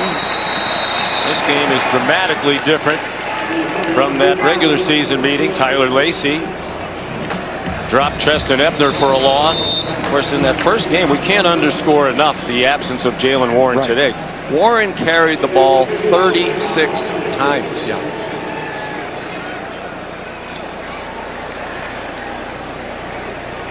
Injured player will step aside for a timeout. It's Brock Martin. When you're built for tailgating. Special premiere Tuesday on ABC. It's Fee Week on ESPN as we continue Jim Valvano's fight against cancer. Fee Week at ESPN, our partnership with the V Foundation, highlights the urgent need for cancer research and the elimination of racial disparities in cancer outcomes. You can learn more and help support by visiting v.org/donate. 100% of your donation goes to cancer research. After the takeaway, Blake Shapen, short throw, catch made by Treston Ebner. Sean, that negative yardage play on first down, one of the few times that Baylor was slowed on first down. In that first half, they averaged over 6 yards a play on first down. Very different than when these two teams met earlier in the year. Chance for Oklahoma State right now to get off the field with a 3-and-out. Rock Martin limped off, the reason for the stoppage. He's back out there now on 3rd down and 7. Shapen, the slant, and looks like with the good tackle, Drew Estrada is going to be just short. Big stop by Jabbar Muhammad. And they will... Well, now they're going to go for it. Baylor has gone for it on 4th down 22 times, or they've converted 22 times this year. Do you like this in your own territory? They're 8 for 9 converting on 4th down in their own territory, but I do not like this call. You have all the momentum in the game. Maybe try to draw them off sides, but I don't like going for it here. I agree with you. Doyle, the fullback. This is a chance to give the Cowboys momentum right back into the game. Shapen lofts it up, throws it away. Well, as you said, they were 8 for 9 in their own zone, going for it on 4th down. Now 8 for 10, and both stops by Oklahoma State. There's just no point in that. There's no reason for it. It's a field position game, and you own the advantage right now because your defense is playing great, and Oklahoma State's offense is struggling against your defense. Why give them a short field? Why not make them go long field against your defense? You put yourself in a bind, and Dave Miranda's a defensive-minded coach. That's partly why it's so surprising to me. The 2 misses in the regular season game on a 4th and 4 at Oklahoma State, and now today. But in the game in Stillwater, they were behind. They handed the Cowboys great field position. With Baylor in possession of a 15-point lead. Dominic Richardson. Boy, what a good play. Now, in that regular season game, when Baylor went for it in their own zone and didn't make it, the defense forced an immediate 3-and-out and a punt. So Dave Aranda betting this group can do it again. That was Dylan Doyle for the nice play. 4 receivers out of the pistol. Dominic Richardson, the running back. First down play that lost yardage. Baylor's been really good on first down, offense and defense today. Pressure from the corner. He got double teamed, and there's the diving catch by Brennan Presley. Where are they going to mark it? He rolled across the line to gain, but they're going to mark him 1 yard short. It's 3rd and 1, and they come up quickly to the line. Looks like it would be a sneak for Sanders. There he has the first down. Well, that 2nd down play was a really nice throw by Sanders. He was under duress. Ika was getting pressure right in the middle of the pocket. Could not step into the throw. Still able to get enough on it to Presley to make it 3rd and short. Got to be better on first down right here. They can't come up 2nd down and 10 or 11 in this part of the field. Richardson in trouble and dropped. Siaki Ika, as we have said a couple of times, a very hard man to block. Well, this time there's 2 bodies. He just splits the double team and gets into the backfield. And the thing about him is not only is he big and powerful, he has excellent quickness and energy for a guy that big. He's going to make a lot of money at the next level as an interior defensive lineman. Transfer from Salt Lake City. Interesting misdirection action here. Presley belted down. Didn't yield much. And Ika showed up stylishly ready to play. Well, there's Siaki on the field before the game, likes the cameras, knows where they are. Plays with great energy, has a really engaging personality, and again, his ability to play multiple plays. I mean, he plays with great effort and energy. Not in here on this third down play. More of a pass rush down for Baylor. The defense trying to bail out the head coach. He put his faith in them by going for a fourth down. They rush 4. Sanders short throw. Catch Presley. And he rolls forward for the first down. He was on top of the defender. Line judge isn't giving him a very good spot, but he's also signaling it was a first down. Really nice effort by Presley. Tempo. Yep, very quickly. Sanders has some running room. Spencer Sanders down to the 5 and wrestled down at the 4. And now all kinds of flags thrown late. Every official out there, even some people who don't have flags, throwing napkins, popcorn boxes. Well, there was a late hit by After Josh the play was Sills over, after the foul, play. unnecessary roughness, offense number 72. Crushing 15-yard penalty. The result of the play was a first down after enforcement. It's 1st and 10.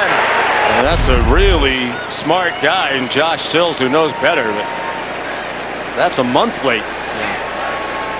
Yeah, one of their leaders, a grad transfer from West Virginia, has played and started in a lot of Big 12 football games, and that was a huge mistake by the big fella. I mean, you're inside the 5-yard line, 1st and goal, and now you're back out. It's still first down, but you're a lot further away from that touchdown. 1st and 10 at the 19. We talked to Sills the other day. Very smart guy. As a matter of fact, he could do our jobs better than we do. He provided great analysis of both teams. Working toward a master's in international agriculture after getting his undergrad degree from West Virginia. Single coverage, bodies tangling, and a flag down. So Sills will feel better if that goes on Al Walcott, as they'll get the ball back in close on 1st and goal on a pass interference. Little stutter step move by Bray, had a step, and there's the grab. Again, Walcott trying to look around and find the football, but it was after the grab on the shoulder pads.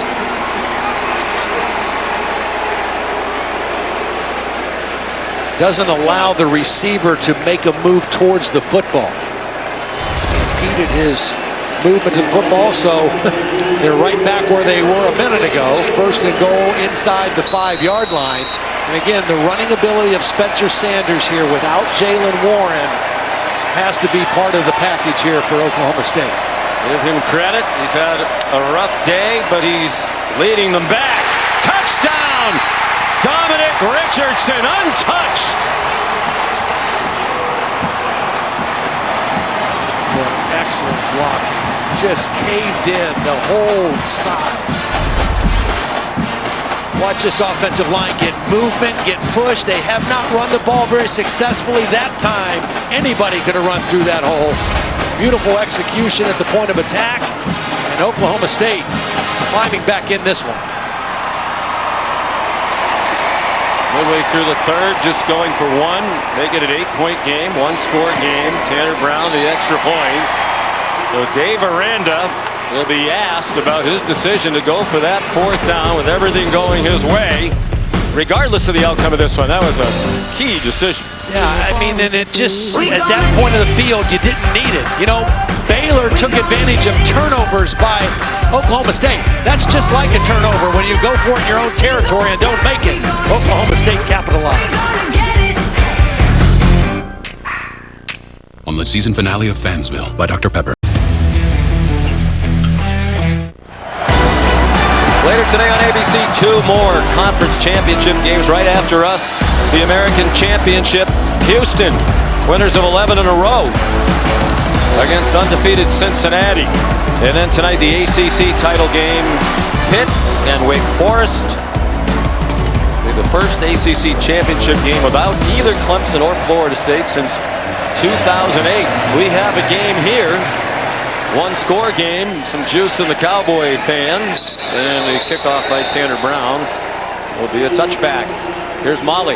After their 4th down stop, Oklahoma State defensive end Brock Martin was telling his teammates, let this be our turning point. This is exactly what we needed. We have to put doubt in their quarterbacks' minds, and the momentum shift and the sideline energy has completely changed here for the Cowboys, guys.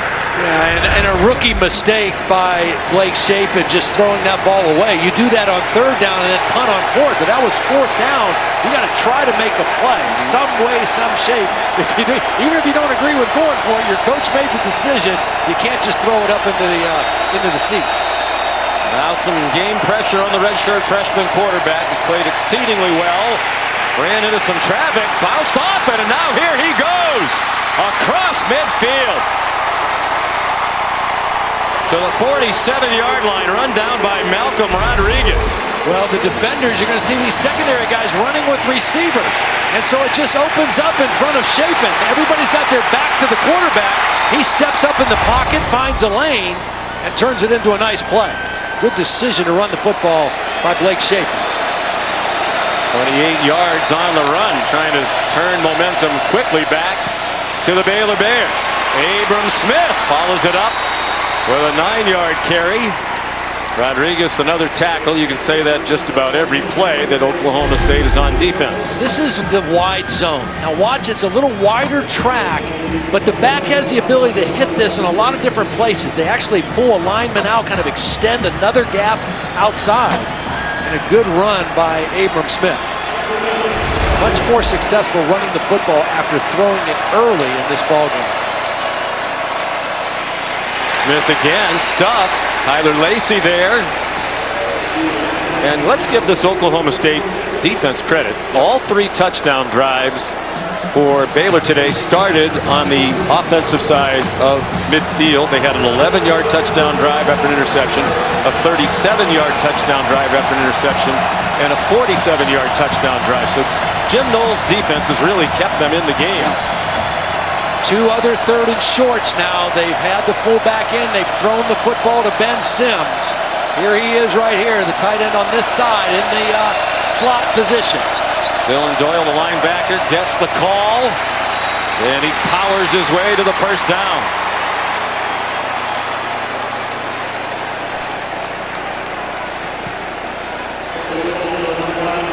There's a good chance after that play is to go play action and take another shot down the field. Again, their go-to guy has been Tyquan Thornton, number 9. Looks like he's going up to the short side of the field into the boundary.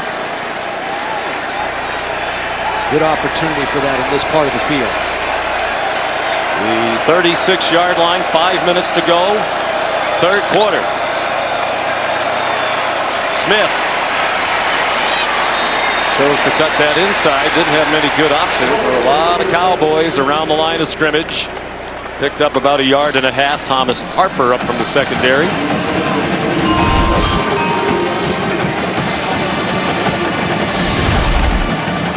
Selection show on ESPN tomorrow at noon. It might be a long night for that committee. There's a lot of football to be played here today. Trickeration. It's going to be a throw from Thornton, and well defended. Trying to get it down the field. Now a flag down. Oh, I wonder if this is intentional grounding. There was a receiver in the area. I mean, he threw it away, which was a smart decision by Thornton not to force this ball. I thought there was a receiver in the area. Intentional grounding on the offense. A player who threw the ball away did not control the snap, and there was no eligible receiver in the area. Penalty is lost him down at the spot of the pass. It's 3rd down. I'll take a look at it. Here's Thornton. He's going to come on the reverse, get the ball. It's a double pass. And let's bring in Matt Austin as we look at the replay. There's a receiver in the area. I'm sorry, there's a guy there, Matt. Well, there is a player there, but as you said, he was throwing it away. There wasn't a player 5 yards out of bounds. Okay, so the point is, because he was not a quarterback, he doesn't have the ability to throw the ball away like that. The way a quarterback does. Right, he didn't receive the snap, so only the quarterback gets that protection. Gotcha. Good clarification there. Now they're out of field goal range on 3rd and 19. Abram Smith spun around and dropped for a loss. So the tricky play backfired. The penalty yardage brought them out of field goal range, and then Jim Knowles' defense with a big stop led by Malcolm Rodriguez with Colin Oliver. Brock Martin not on the field, one of the other key leaders on that defense. Rodriguez, such a great player, such a heady player, leading tackle on this team the last 3 years. Now Baylor wants to try to pin it back and let their defense play with a long field. Isaac Power, the punt, hoping for a good bounce. He didn't get it.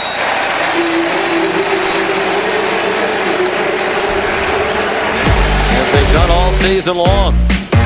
Well, Oklahoma State leaning on the defense. Can they continue to get enough from the offense? They're down by 8.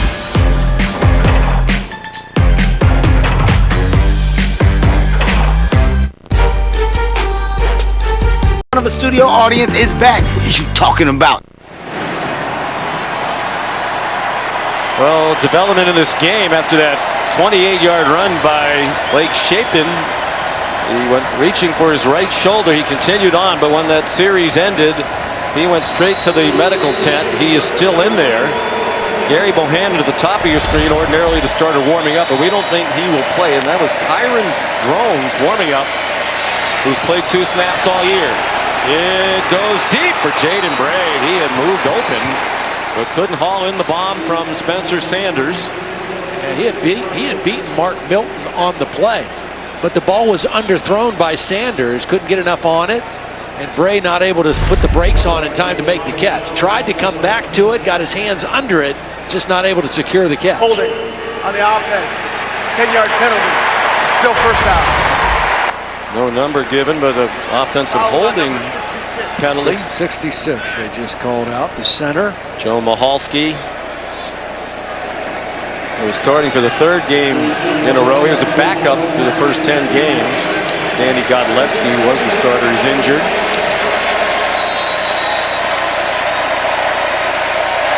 Momentum on the side of the Cowboys, but a long way to go. 90 yards from a touchdown. And on 1st and 20, it's Desmond Jackson for nothing. Well, still 53 yards rushing for Oklahoma State. It's one thing to not have your leading rusher, Jalen Warren, but it's another thing when your offensive line is kind of getting manhandled by the Baylor defensive front 7. And that's been more of the story. I mean, obviously they miss Warren and his downhill running ability, but they have gotten no push or open things up other than that touchdown run a few moments ago. Sanders under pressure, throws it away. Flags thrown. Okay, now here's my only question about this. Is this a catchable pass? No. Because Sanders is clearly throwing the football away. So even if there was contact, you have to determine whether this ball is even catchable. And that is likely the discussion with Brandon Cruz and his crew.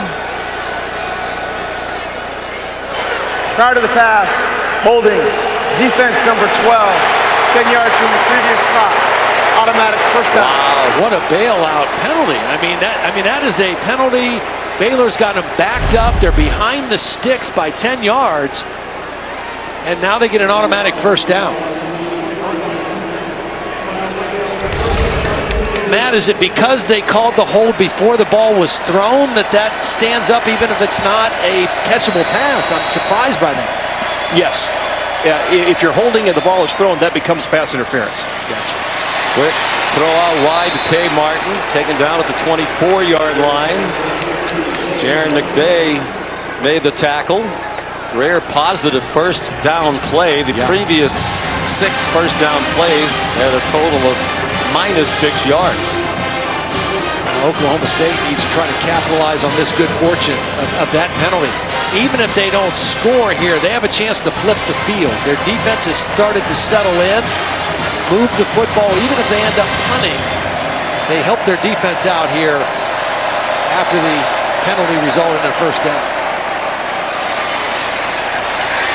Tough run by Desmond Jackson. He got 3. But when they had Jalen Warren in the regular season game against Baylor, they ran 59 running plays and threw only 23 passes. Without him today, only 25 runs, 28 passes. And Sanders engineer a signature comeback.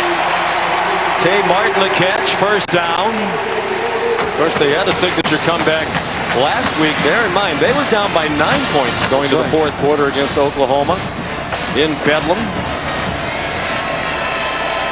Scored 13 unanswered points in the fourth quarter. Defense was brilliant in the second half. Juggling, and it's intercepted on the ricochet. The defensive end, Utley, who's had a terrific game, in the right place there. McVay popped it, and Utley caught it. And Sanders has thrown 4 interceptions today. This is a really tough throw to make. Rolling to his left, he's trying to throw it back towards the middle. It's a little bit behind Brennan Presley. And the ball just ricochets up, and Utley comes away with it. Just a hard throw to make, moving to your left, throwing back towards the middle. And Presley not able to reach back and make the catch. Throw behind, and it results in the 4th interception. Thrown by Sanders, a career high. He's thrown 7 in the 2 games against Baylor this year. Shapen out of the tent, but not on the field. Here's Kyron Drones, his 3rd snap of the season. Abram Smith stuffed. He played 2 snaps last week against Texas Tech. Shapen ready to go and sprints on. Apparent shoulder injury for Shapen. Like he was grabbing at his throwing shoulder.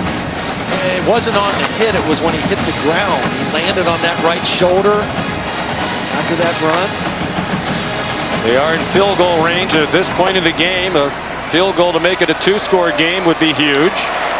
Started out completing his first 17, 2 out of 7 since. Threw that one in harm's way. It's caught by Drew Estrada. Jason Taylor had a chance to maybe step in front of that. I mean, he was running to that part of the field, but I don't know that he saw the football. And if he caught it, he'd still be running. Yeah. He's reading the route, but he just doesn't make a play on the ball. Interesting. They have to run another play here in the 3rd quarter. 3rd down and 8, just inside the 20.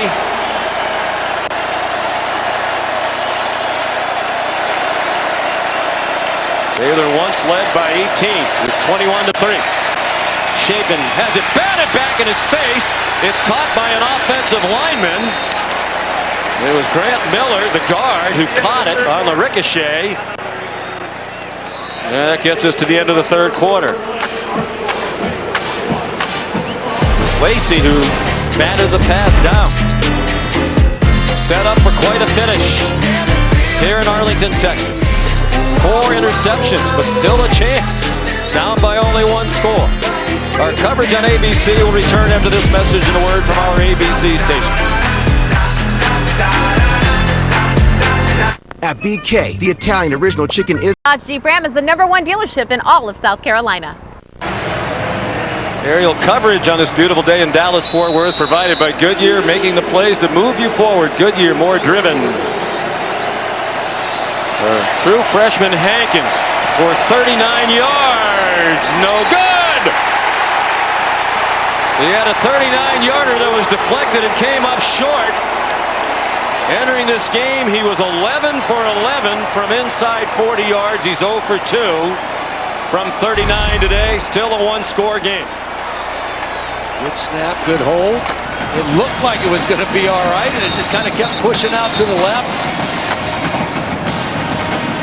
Oklahoma State survives the 4th interception thrown by Spencer Sanders, and you just got to have short-term memory loss if you're Spencer Sanders right now and just realize, hey, it doesn't matter. I've thrown 4 interceptions.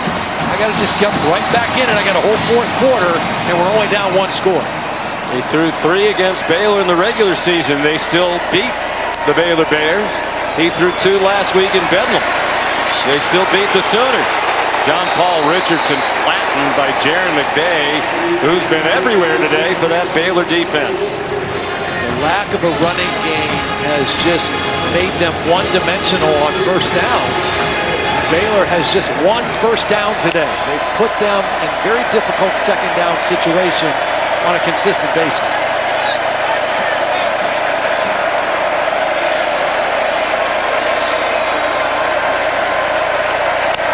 Pistol with Dominic Richardson, the running back. Pressure up the middle, and Sanders goes down.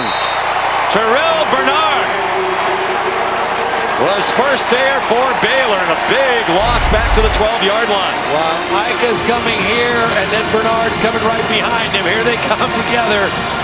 It's the big fella, and the linebacker gets to the quarterback. Another impact of the loss of Jalen Warren. If you watched Bedlam last week, you saw it. He's not only excellent in blitz pickup, but he is delivering blows to those who are trying to rush the passer. Third down and 19. Got to be smart here, probably conservative. One score. Four-man rush. Sanders across the line of scrimmage now and run down by Matt Jones. We're at a mammoth game in that loss at Oklahoma State. Had 13 tackles. Of course, they played that one without Terrell Bernard, so they needed more from others. So the defense forces a 3-and-out for Baylor after the missed field goal. Tom Hutton, the punter. 215 total yards of offense for Oklahoma State, coming in last 5 games over 450 a game. Baylor's defense has been on point. Muff punt again this week, and it looked like the Cowboys have it. They do. Corey Black recovers the muff punt. Ebner, one of the great return men in the country, the special teams player of the year in the Big 12 this year and last, with a critical mistake, and the muff punt has become a key part of Oklahoma State's games these last 2 weeks. They lost a punt last week, a muff punt that led to a touchdown after they had a fumble that led to a safety to put them behind by 9 in the third quarter. And it was a muffed Oklahoma punt that helped them back. And now it's lost by Ebner. Screen pass. Richardson, and the defense rises up again. Chidi Obanaya. Obanaya did a great job reading that play. He was an interior lineman. He read the screen, read the movement of the line, and got out there. And again, no gain on first down, forcing a 2nd and 10 here for Oklahoma State after the turnovers. Ron Roberts is the defensive coordinator. Spencer Sanders, 20 out of 32 passing for 160, 4 interceptions. Safe pass, Jackson, room on the corner, belted out of bounds on the near sideline by J.T. Woods. Great block by Jaden Gray. You know, a lot of times you see wide receivers try to hold that block and they get called for holding. He did a great job of just moving his feet, staying in front of the defender and getting the corner secure. Big third down and 5 here. You have to think if they get even a little bit closer, it's probably 4-down territory. Without their best weapon. Great field position after the turnover and needing 8 to top. Double pass. Brennan Presley. Not open. Sanders is open. Sanders puts his head down and gets the first down by 1 yard. At first, from up here, it looked like Baylor had this play covered. Like they were expecting the throwback. First of all, Sanders almost gets knocked to the ground by Dylan Doyle. He's still able to get up, make the catch, and get the first down. At the 19. Four-man rush. They push the pocket back. Sanders threw it away, and it's ruled incomplete for the moment. Obanaya with the bull rush just kept forcing Spencer Sanders back, and now the officials are going to talk about grounding. Intentional grounding. Offense number 3. Threw the ball into an area with no eligible receiver. Penalties, loss of down at the spot of the pass. 2nd down. Matt, what do you think? Well, this is a good call for intentional grounding. If the quarterback is contacted, then he throws the ball, he's got to get it really close to a player. If he starts his arm movement, then gets hit, you give him a lot more latitude. But in this case, that's definitely grounding. Ogbonnaya just ran right through Hunter Woodard, the right guard, and just got into Spencer Sanders. And not only do you lose the yardage, you lose the down as well. So now it's 2nd and 22. Back into 31. 11:14 to go. Oklahoma State once trailed 21-3. Plenty of time for Sanders. Zings one for Tay Martin. Held on to the ball. Got the penalty yardage back, +1 or 2. Took a hard hit from Christian Morgan. Boy, he's been as good as advertised now. That's the 11th time they've targeted him today. He's making catches outside. He's making catches, the tough ones, coming into the middle of the field. His 7th catch for 77 yards now. That was a 14-yard play. Make this 3rd down more manageable. 8 to go. Movement up front on the pass rush. Throw caught. Down at the 1. Desmond Jackson the catch. The stand-in for Jalen Warren with Dylan Doyle right there. 1st and goal. Well, Dylan Doyle, the middle linebacker, had a long way to go to get in coverage, and he was late. And it was a nice throw to Jackson. And they're down inside the 1-yard line. He did not have a catch all season long. Some of the Oklahoma State people think that should have been a touchdown. They've looked at it at the replay booth. Looked like his elbow was down. Shy of the goal line. 1st and goal. Desmond Jackson, the running back.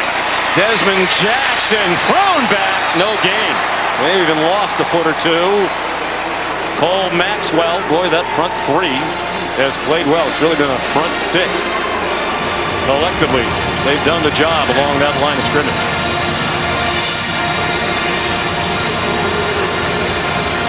I think you bring this thing out wide a little bit and give Spencer Sanders a chance to have a run-pass option here. A little spread formation with 3 receivers to the wide side of the field to kind of spread out this Baylor defense. Jackson surging toward the end zone. No signal. He didn't get there. And this is where the powerfully built Warren would really help at the goal line. Ogbonnaya with another play. It looked like he was going to score. Ogbonnaya pulled him back into the field of play. 3rd and goal. Will they try Sanders this time? They missed the handoff. Ball is free. And it'll be 4th down on the 3-yard line. They had 1st and goal from a foot, and now 4th and goal for the 3. And Mike Gundy's going to send the field goal team on. He's going for the field goal because they had 3 plays deep in the territory, and they went backwards. They didn't show any positive signs once they got down there, and he wants points. Well, they've run for 41 yards today. I'm surprised they didn't try one pass. Well, this would be a win for the Baylor defense. They have a goal line stand and force the chip shot field goal from 20 yards. It's a 5-point game, but that's a very unsatisfying development for Mike Gundy and the Cowboys. Here's how close they were. Elbowed down a foot from the touchdown. They had chances from there. Fortunate they wound up with the 3 after that missed exchange.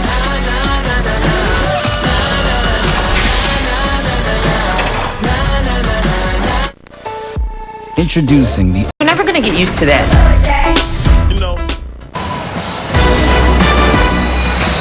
Coming up right after we're finished here in Arlington, Texas, the American Athletic Championship game. What a matchup. 1-loss Houston, undefeated Cincinnati. Cincinnati trying to stay in the top 4 and get in the college football playoff. Interesting, after he muffed the punt, Ebner not back deep for that kickoff. And it's a touchback. And here's Kevin Nagandi. Sean, time now for our celebration moment brought to you by Allstate. And let's go to the MAC championship. How about the pick six here by C.J. Brown? How about the pressure from the defensive line, making it tough to make that throw, kid? A year ago, Northern Illinois was 0-6, and now they're leading 31-10 to win the MAC championship. Back to you, Sean. Have to love championship Saturday. Baylor trying to go from a 2-7 team last year. In the first season under Dave Aranda to conference champions in year 2. They're making it very difficult on themselves after they had an 18-point lead early. Slant caught, Drew Estrada, good first down gain, 7 yards. Colby Harvell-Peel there for Oklahoma State. Another quick throw, ball getting out of the hands quickly, respecting this rush. Again, coming into the game, this Oklahoma State defense leading the nation in sacks. They've gotten to Shapen a couple times, but he's gotten rid of the ball quickly several times. Abram Smith. Wow. Jeff Grimes calls it reliable, violent offense. That is a reliably violent run from the former linebacker. Abram Smith with a 38 and a first down. Molly? Well, when throwing the ball on the sideline, Blake Shapen kept grabbing his right shoulder, testing the mobility. He told teammates, "I'm fine," but he's in visible discomfort and he was frustrated. It's the first time I've seen him frustrated all game. He's looking downfield and he's going to go down back at the 31. Brock Martin first there for the Cowboys. Well, he's working on Abram Smith, and just watch him. Here he's going to come. Smith is going to go to block him. Brock Martin's coming from right here, number 9, just overpowers the back. Runs right through him and right to the legs. And he, along with Malcolm Rodriguez, were both state champion wrestlers, and that's the way they tackle. They go for the legs, and they get him on the ground. 4th sack for the Cowboys. Their nation-leading total up to 53. Smith in trouble behind the line of scrimmage. Did well to get across the 35. And here comes a mammoth 3rd down. 3rd down and 13. For Baylor, 6.5 to go. Trying to earn their school record-tying 11th win of the season. Trying to win their 3rd Big 12 conference title. Now, if you're throwing the ball, if you're Jeff Grimes, you got to not only worry about Brock Martin, but Colin Oliver, the freshman on the other side, who's the team leader in sacks. Here's Oliver right here, number 30. The brilliant freshman. Only one man down in a stance. Shapen design roll. Here comes Oliver, and he hit him, and it's picked up by Baylor, recovered by Abram Smith, but it's a big loss on the play. Shapen getting up, favoring that right shoulder again. He took another direct hit by Colin Oliver. Oliver rushes the passer, they knock him inside, but he doesn't give up on the play. My goodness. And just the acceleration and speed to Shapen. He has emerged as a star in his true freshman year. Mike Gundy called his season unbelievable. Jim Knowles talked about an incredible combination of ability and intelligence. 9.5 sacks for Oliver coming in, led all freshmen. Woo, look at this punt, almost hit that gigantic video board that hangs over the field. Brennan Presley, the fair catch, 53-yard run. Yet another chance for Oklahoma State. You're watching Dr. Pepper Championship Week, and you'll want to stay tuned. A lot more still to come.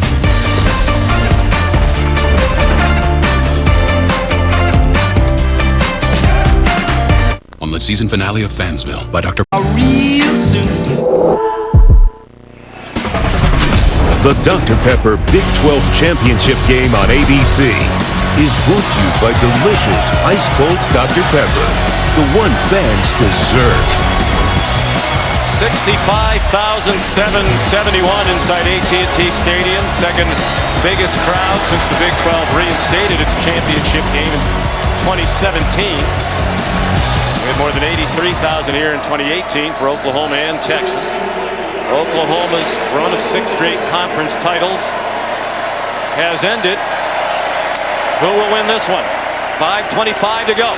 Spencer Sanders had a rough day. He could change the narrative here in the fourth quarter. Wise to throw that one away. He's thrown 4 interceptions. The 4 interceptions by the Baylor defense, the most in a Big 12 title game. The previous record was 3 interceptions by 8 different teams. This conference formed in 1996. They played a championship game for a while. It went away, and now, as we said, they brought it back in 2017.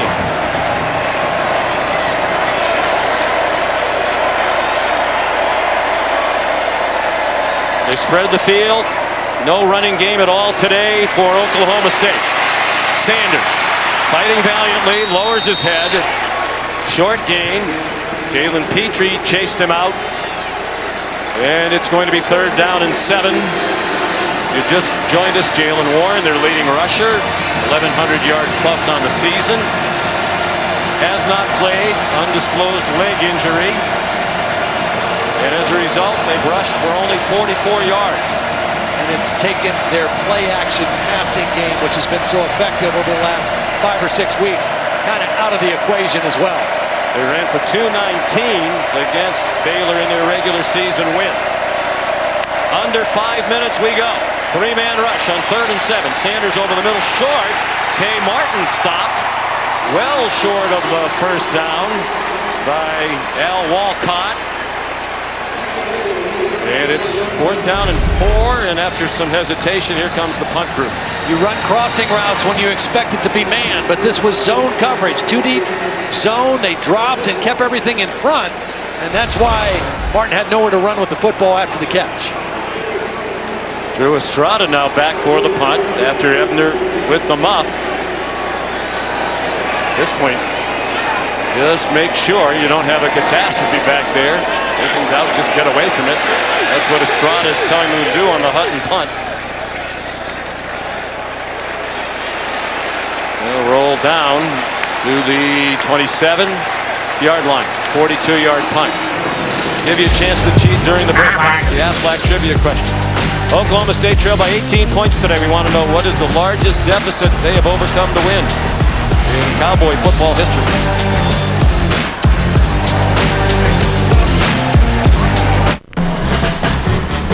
Studio audience Tuesday on ABC and stream next day on Hulu.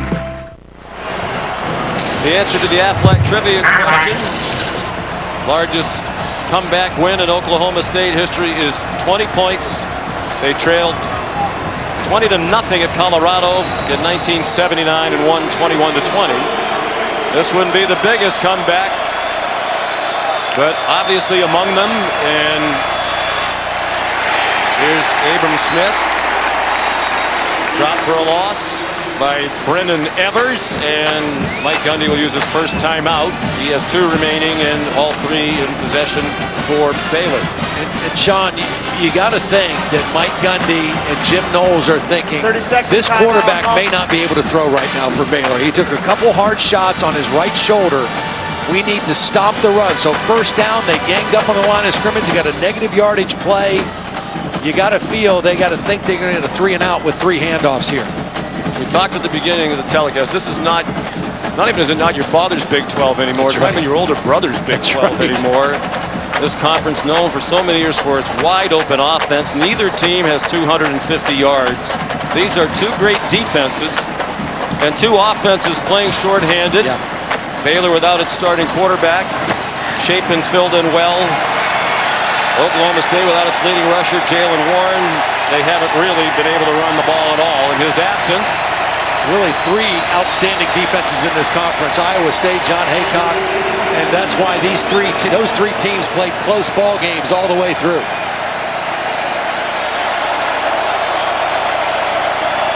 .345 to go. 2nd and 11. They will have Chapin throw it, although he takes it down and runs. Get the face mask. I don't know if they saw it or whether he did grab the face mask. Brock Martin on the tackle. Brendan Evers.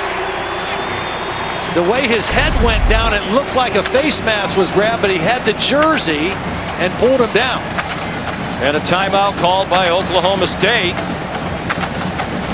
So the defense leading the way again. It's Evers with 2 big plays on this series. 3:39 to go. Lots of other teams around the country watching with interest.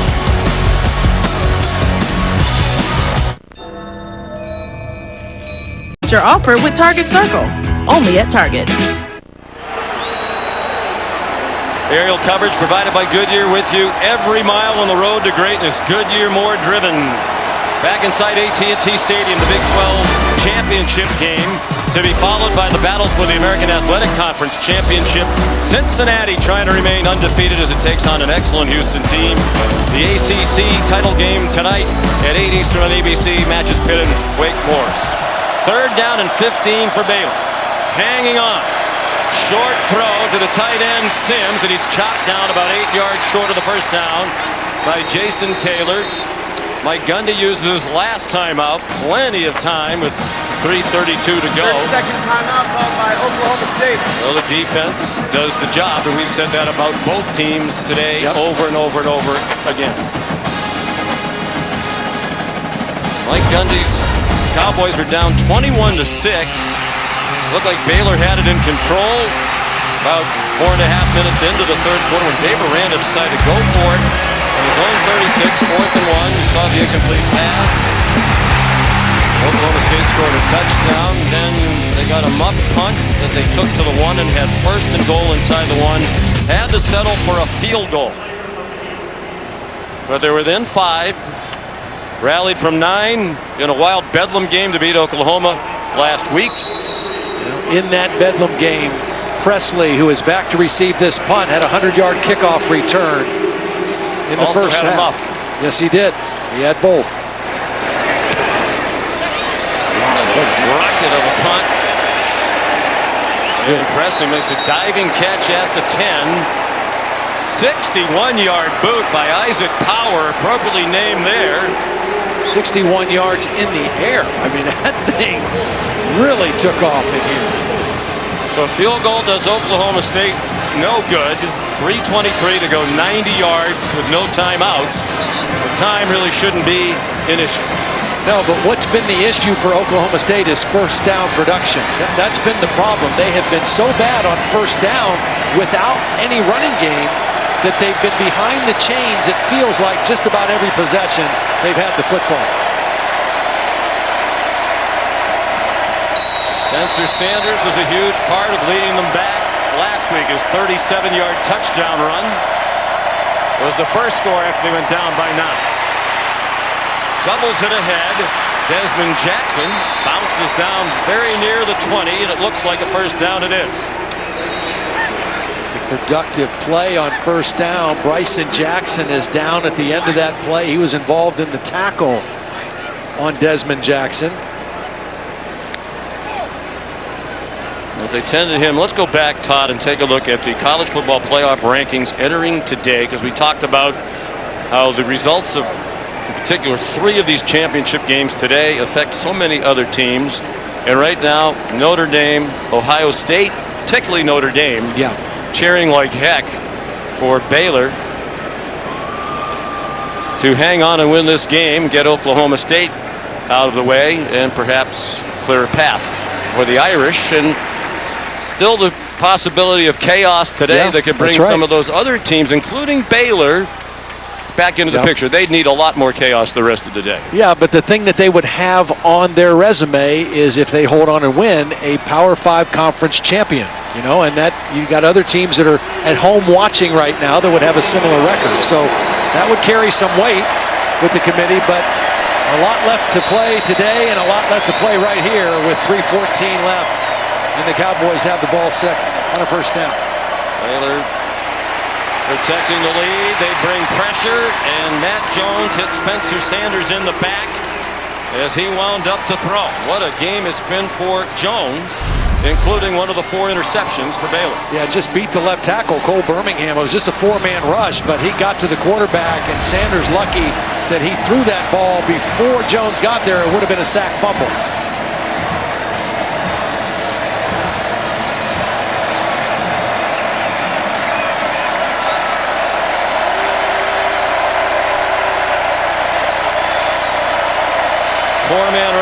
Sanders running out of time. It's a pop-up, and it is caught by John Paul Richardson for another first down. Victor Obi blasted Sanders. The ball was there for anybody to haul it in, and the Cowboys did.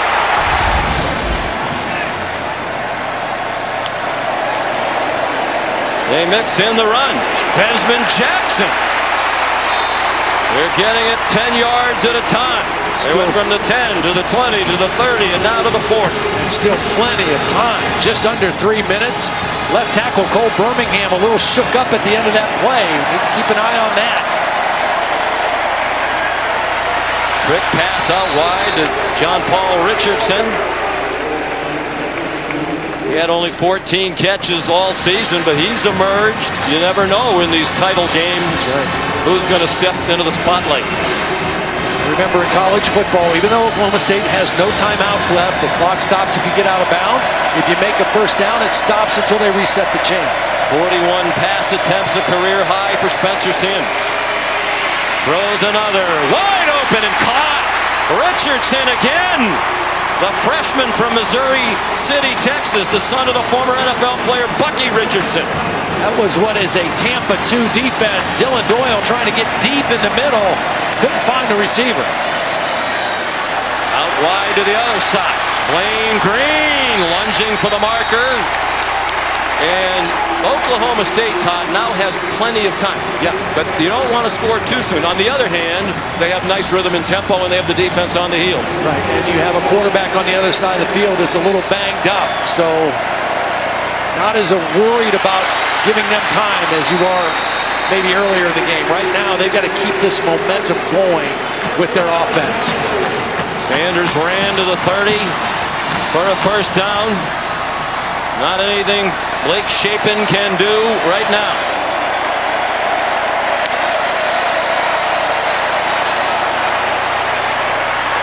Short pass, Blaine Green out of bounds. 24-yard line. Oklahoma State has had just one lead today. They kicked a field goal in the first quarter to take a 3-0 lead. And 21 unanswered points for Baylor. Can't take a sack. Jackson, nice run. Fighting for the marker. Victor Obi. Now, if you're Baylor, would you start thinking about timeouts? Well, yeah, you have to. If time's more of an issue for you than it is, and they just used their first timeout. Now, the good news, if you're Baylor, you're playing to protect the end zone. A field goal does Oklahoma State no good. Even though they're moving the ball and they have momentum, you've been a good red zone defense all year long.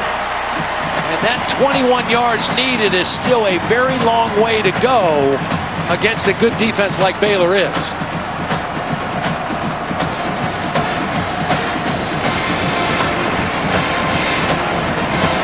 Talked about you never know who will emerge. Desmond Jackson stepping in today for Jalen Warren. Had not caught a pass all season. He had 6 career catches. And he's a fifth-year senior. He has caught 7 balls today. A lot of those short checkdowns. He's caught. Need to get this first down. Yeah. He's caught some balls. Of course, Tay Martin has caught 8, and Jaden Bray has shown up today too. He's caught 3 balls, a couple big catches. Number 85, he's down here at the bottom. Bear in mind they couldn't get this length on first and goal. They're not going to run it. It's a quick slant for Tay Martin, and a first down to the 13-yard line. It was an RPO. The line was blocking run, and that was just Sanders and Martin making the play. They're going quickly, even with plenty of time now. Failing rhythm and momentum, really for the first time today. And after that short run by Desmond Jackson, the timeout called by Dave Aranda. He has one left. Oklahoma State doesn't have any. Just amazing. You know, for the first 55 minutes or more of this game, Oklahoma State not really able to sustain much offensively.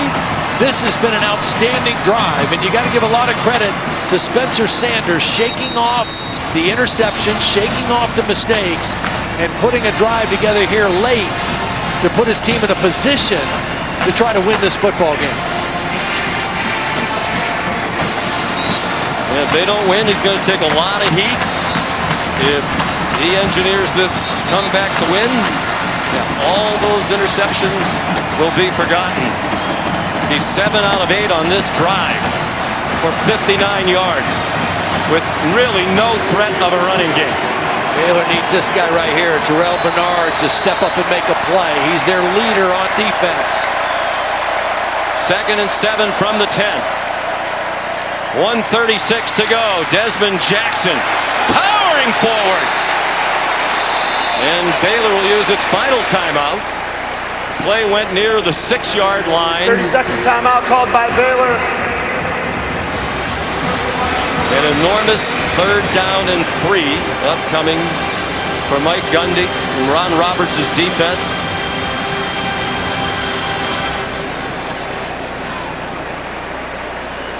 Well, we've seen they've had a very hard time running the ball.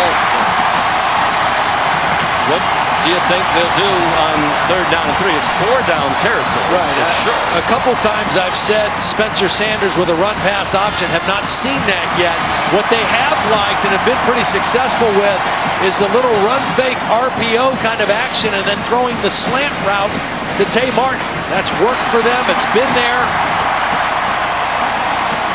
I don't know that even though they've run the ball better on this drive, I don't know that you think a running play is going to get the first down for you here unless your quarterback runs the football. I think you put him out wide, Spencer Sanders, and give him a chance to run or pass and make a decision as a leader. The Cowboys appropriately out of the pistol on a critical 3rd down and 3. A minute and a half to go in the conference title game. They throw it up for Martin and a flag down. He couldn't make the catch. Knocked it around for a moment with Mark Milton there, but that's going to be pass interference on the Baylor Bears. Pass interference, defense, number 37. Foul is hit in the end zone. Ball be placed at the 2-yard line. Automatic first down. The problem for Mark Milton is that Tay Martin beat him right off the jump, and he was playing catch-up the whole play. So as he's trying to catch up to the receiver, he ran into Martin as the ball was approaching. They had 3 shots from inside the 1 and settled for a field goal. Can the Cowboys punch it in? They bring Tyler Lacey, the defensive end, in as a blocker. Jackson snuffed after he got about half of what they needed. You got plenty of time here if you're Oklahoma State. You don't need to panic. Just use the time. You've got 3 downs to score a touchdown from the 1.5-yard line. I agree. You know, that rhythm is kind of gone. Use more time. 2nd and goal. Jackson again tries to go up and over and did not get in.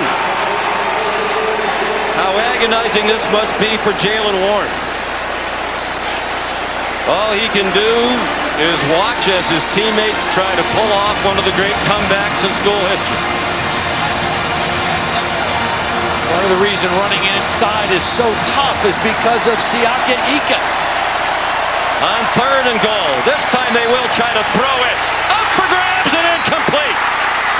Intended for Tyler Lacey, the defensive end that they put in as a blocker. And the Big 12 championship comes down to this play. Jalen Petrie had the coverage.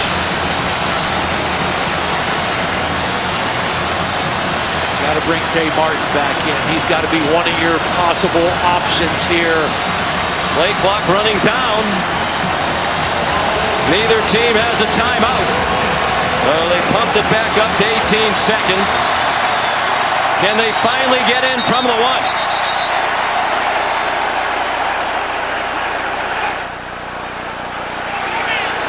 I think there's an issue with the play clock, and that's why the officials have stopped it. Play clock will be set to 25 seconds. Adding to the drama.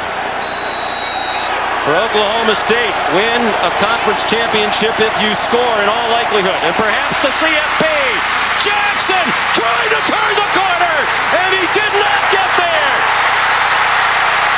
Jaron McVay raced him to the pylon and made sure he came up inches short.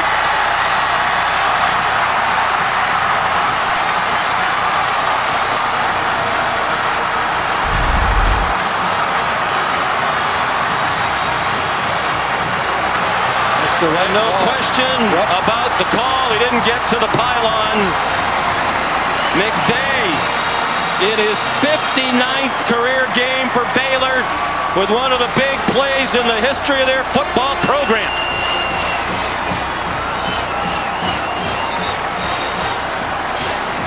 Great effort by Desmond Jackson, but McVay, he's right here. You're going to see him go inside first and then just a dead sprint. And holds him up short of the goal line. What a great individual effort by McVay. One of those sixth-year super seniors from Richmond, Texas. Only Treston Ebner's played in more games for Baylor. And if they can manage this last 24 seconds, they got to get it forward and not take a safety. They'll be the conference champs. Shaping did well to do all he needed to do. Go down without being in the end zone. And the Baylor Bears, who needed Oklahoma State to beat Oklahoma a week ago to get into this game, knock off Oklahoma State to win the third Big 12 championship in school history. The other two were during that stretch when they did not have a conference championship game. They were in 13 and 14 under Art Briles when the regular season champ was the conference champ. And for Oklahoma State, that close to the conference title and perhaps that close to the college football playoff. Here's Dave Aranda with Molly. Coach, as a defensive guy, you've got to be so proud the game was in the hands of your defense. What was it like watching them get you this win?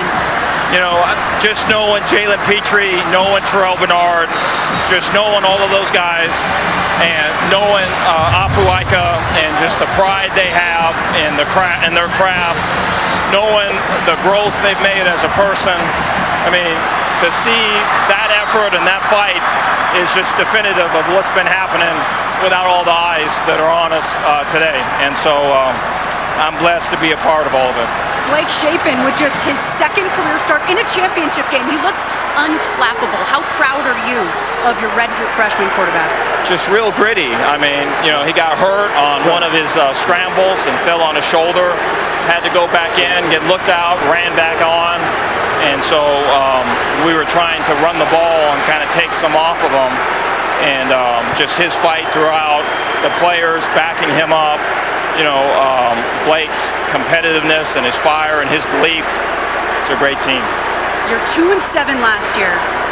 Now you're conference champions in just your second year with the program. What did it take to get to this point? I think you know, getting out of your own way. I think everyone's got egos, and I think everybody, you know, has ideas of how to do it, or my way's better, or you know, this is what's worked in the past. And I think to get all that and to not cover up, but to open yourself up so people can see you, and then connect to that, and then do that 100-fold with a team is a lot of work, but we did it. Coach, hindsight is 20/20, but what are your thoughts about your decision to go for it on fourth down? That kind of keyed Oklahoma State's comeback a little bit. Yeah, I think we've always been that way, and I think, you know, I think that's somewhere where I think myself, I'm going for it, I think was the right call, but I think coaching pointers to Blake is like, hey, like, this is it. We can't throw it away. We don't have another down. You have to be able to make it. I take the fault for that. This is a game of chaos. Who knows what's going to happen in these later games today? Have you guys thought about the possibility of perhaps being one of the top 4 teams?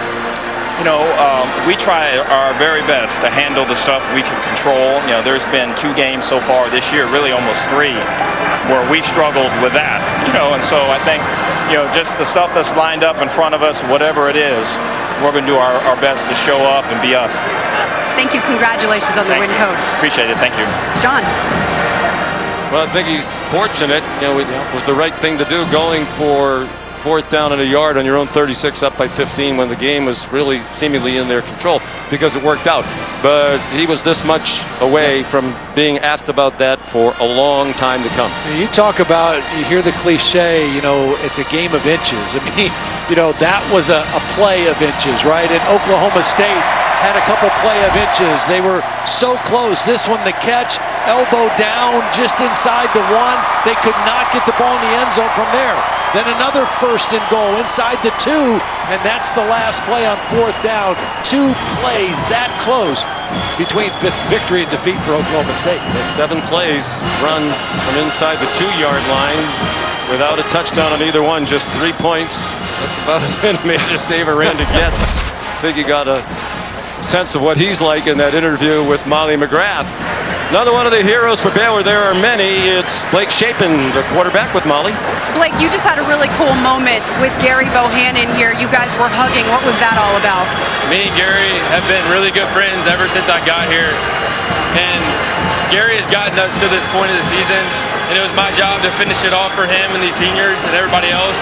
So I'm very blessed to have a really good friend. I call him one of my best friends. So it's awesome to have that relationship with him. Your 2nd career start, and it's in a championship game, and you lead your team to a championship. Were you nervous at all during this game? Because you looked unflappable on the sidelines. I mean, pre-game, you're always going to have butterflies before you play, but no, when you get in the game, you get the first play jitters out of the way, then you just roll from there. But it's a testament to our defense, our coaching staff. Our defense played a hell of a game, and I'm so blessed to have them on the other side. So. 17 completions in a row. I would say you were on a roll, and then you did injure your shoulder. I saw you holding that right shoulder. How are you feeling? I'm feeling okay. It's a little sore, but I'm just glad we got the win. What was it like watching your defense hold them and win this game for you? Like, what were you thinking on the sidelines as that's going on?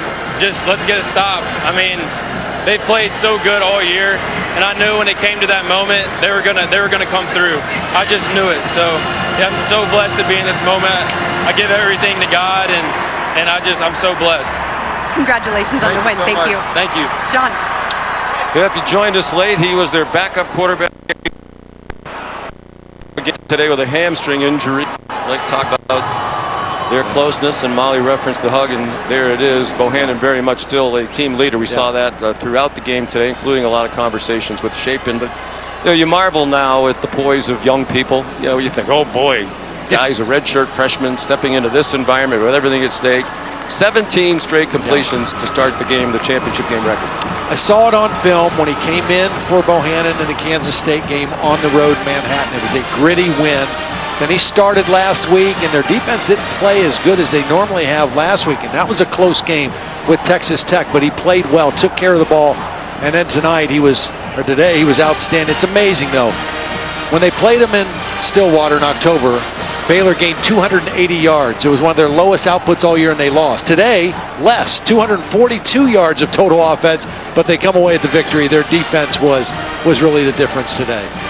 And we talked about it, the Big 12 has become the conference of defense.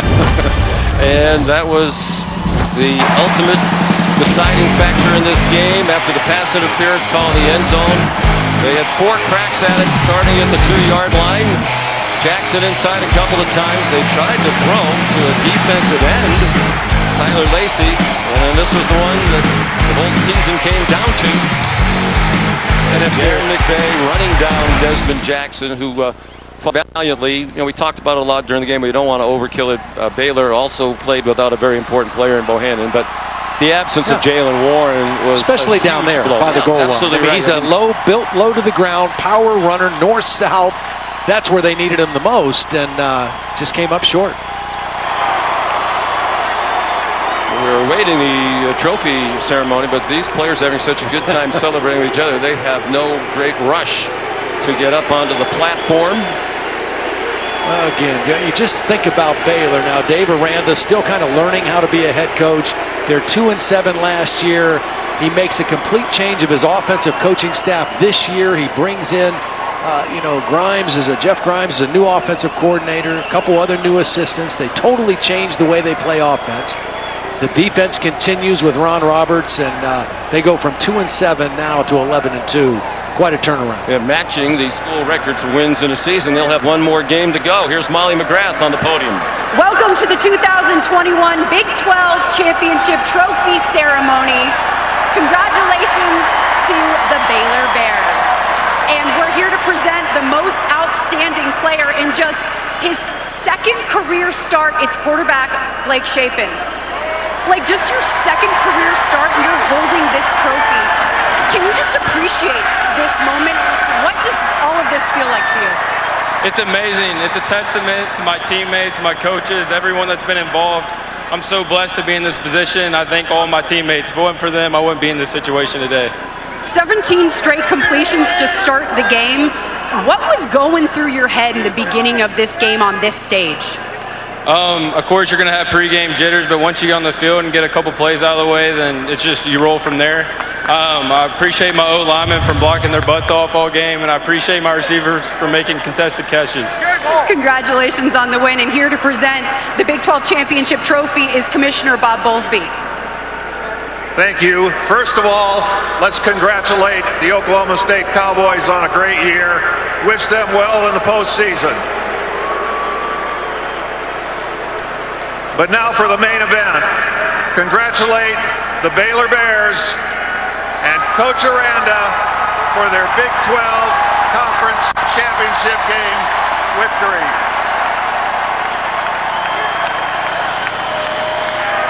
Coach Aranda, you just passed off the trophy. You just passed off the trophy to your team captains.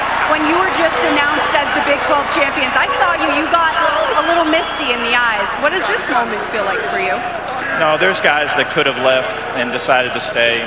There's guys that were used to certain things, and the things that we were doing weren't those things.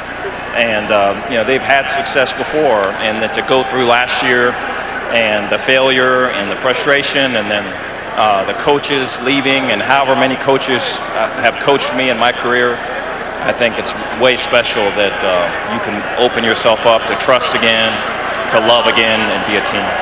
Congratulations on the win, Coach, and congratulations to the Baylor Bears, the 2021 Dr. Pepper Big 12 champions. And who knows? They'll watch the rest of the day with interest. Hope for a lot of chaos on the other teams ahead of them in the college football playoff rankings. It's still a long shot, but there's faint hope alive in Waco, and a lot more hope in South Bend. That's correct. There's still a lot of great football to come, including Cincinnati up next in the American Championship game against Houston. Final score in an epic Big 12 championship game: Baylor 21, Oklahoma State 16. For Molly McGrath, Todd Blackledge, our great crew led by Josh Hoffman and Scott Johnson. Sean McDonough saying so long from Arlington. Let's go back to the studio. Here's Kevin. Sean, that was a heck of a lot of fun. The scene at Nippert, and they're celebrating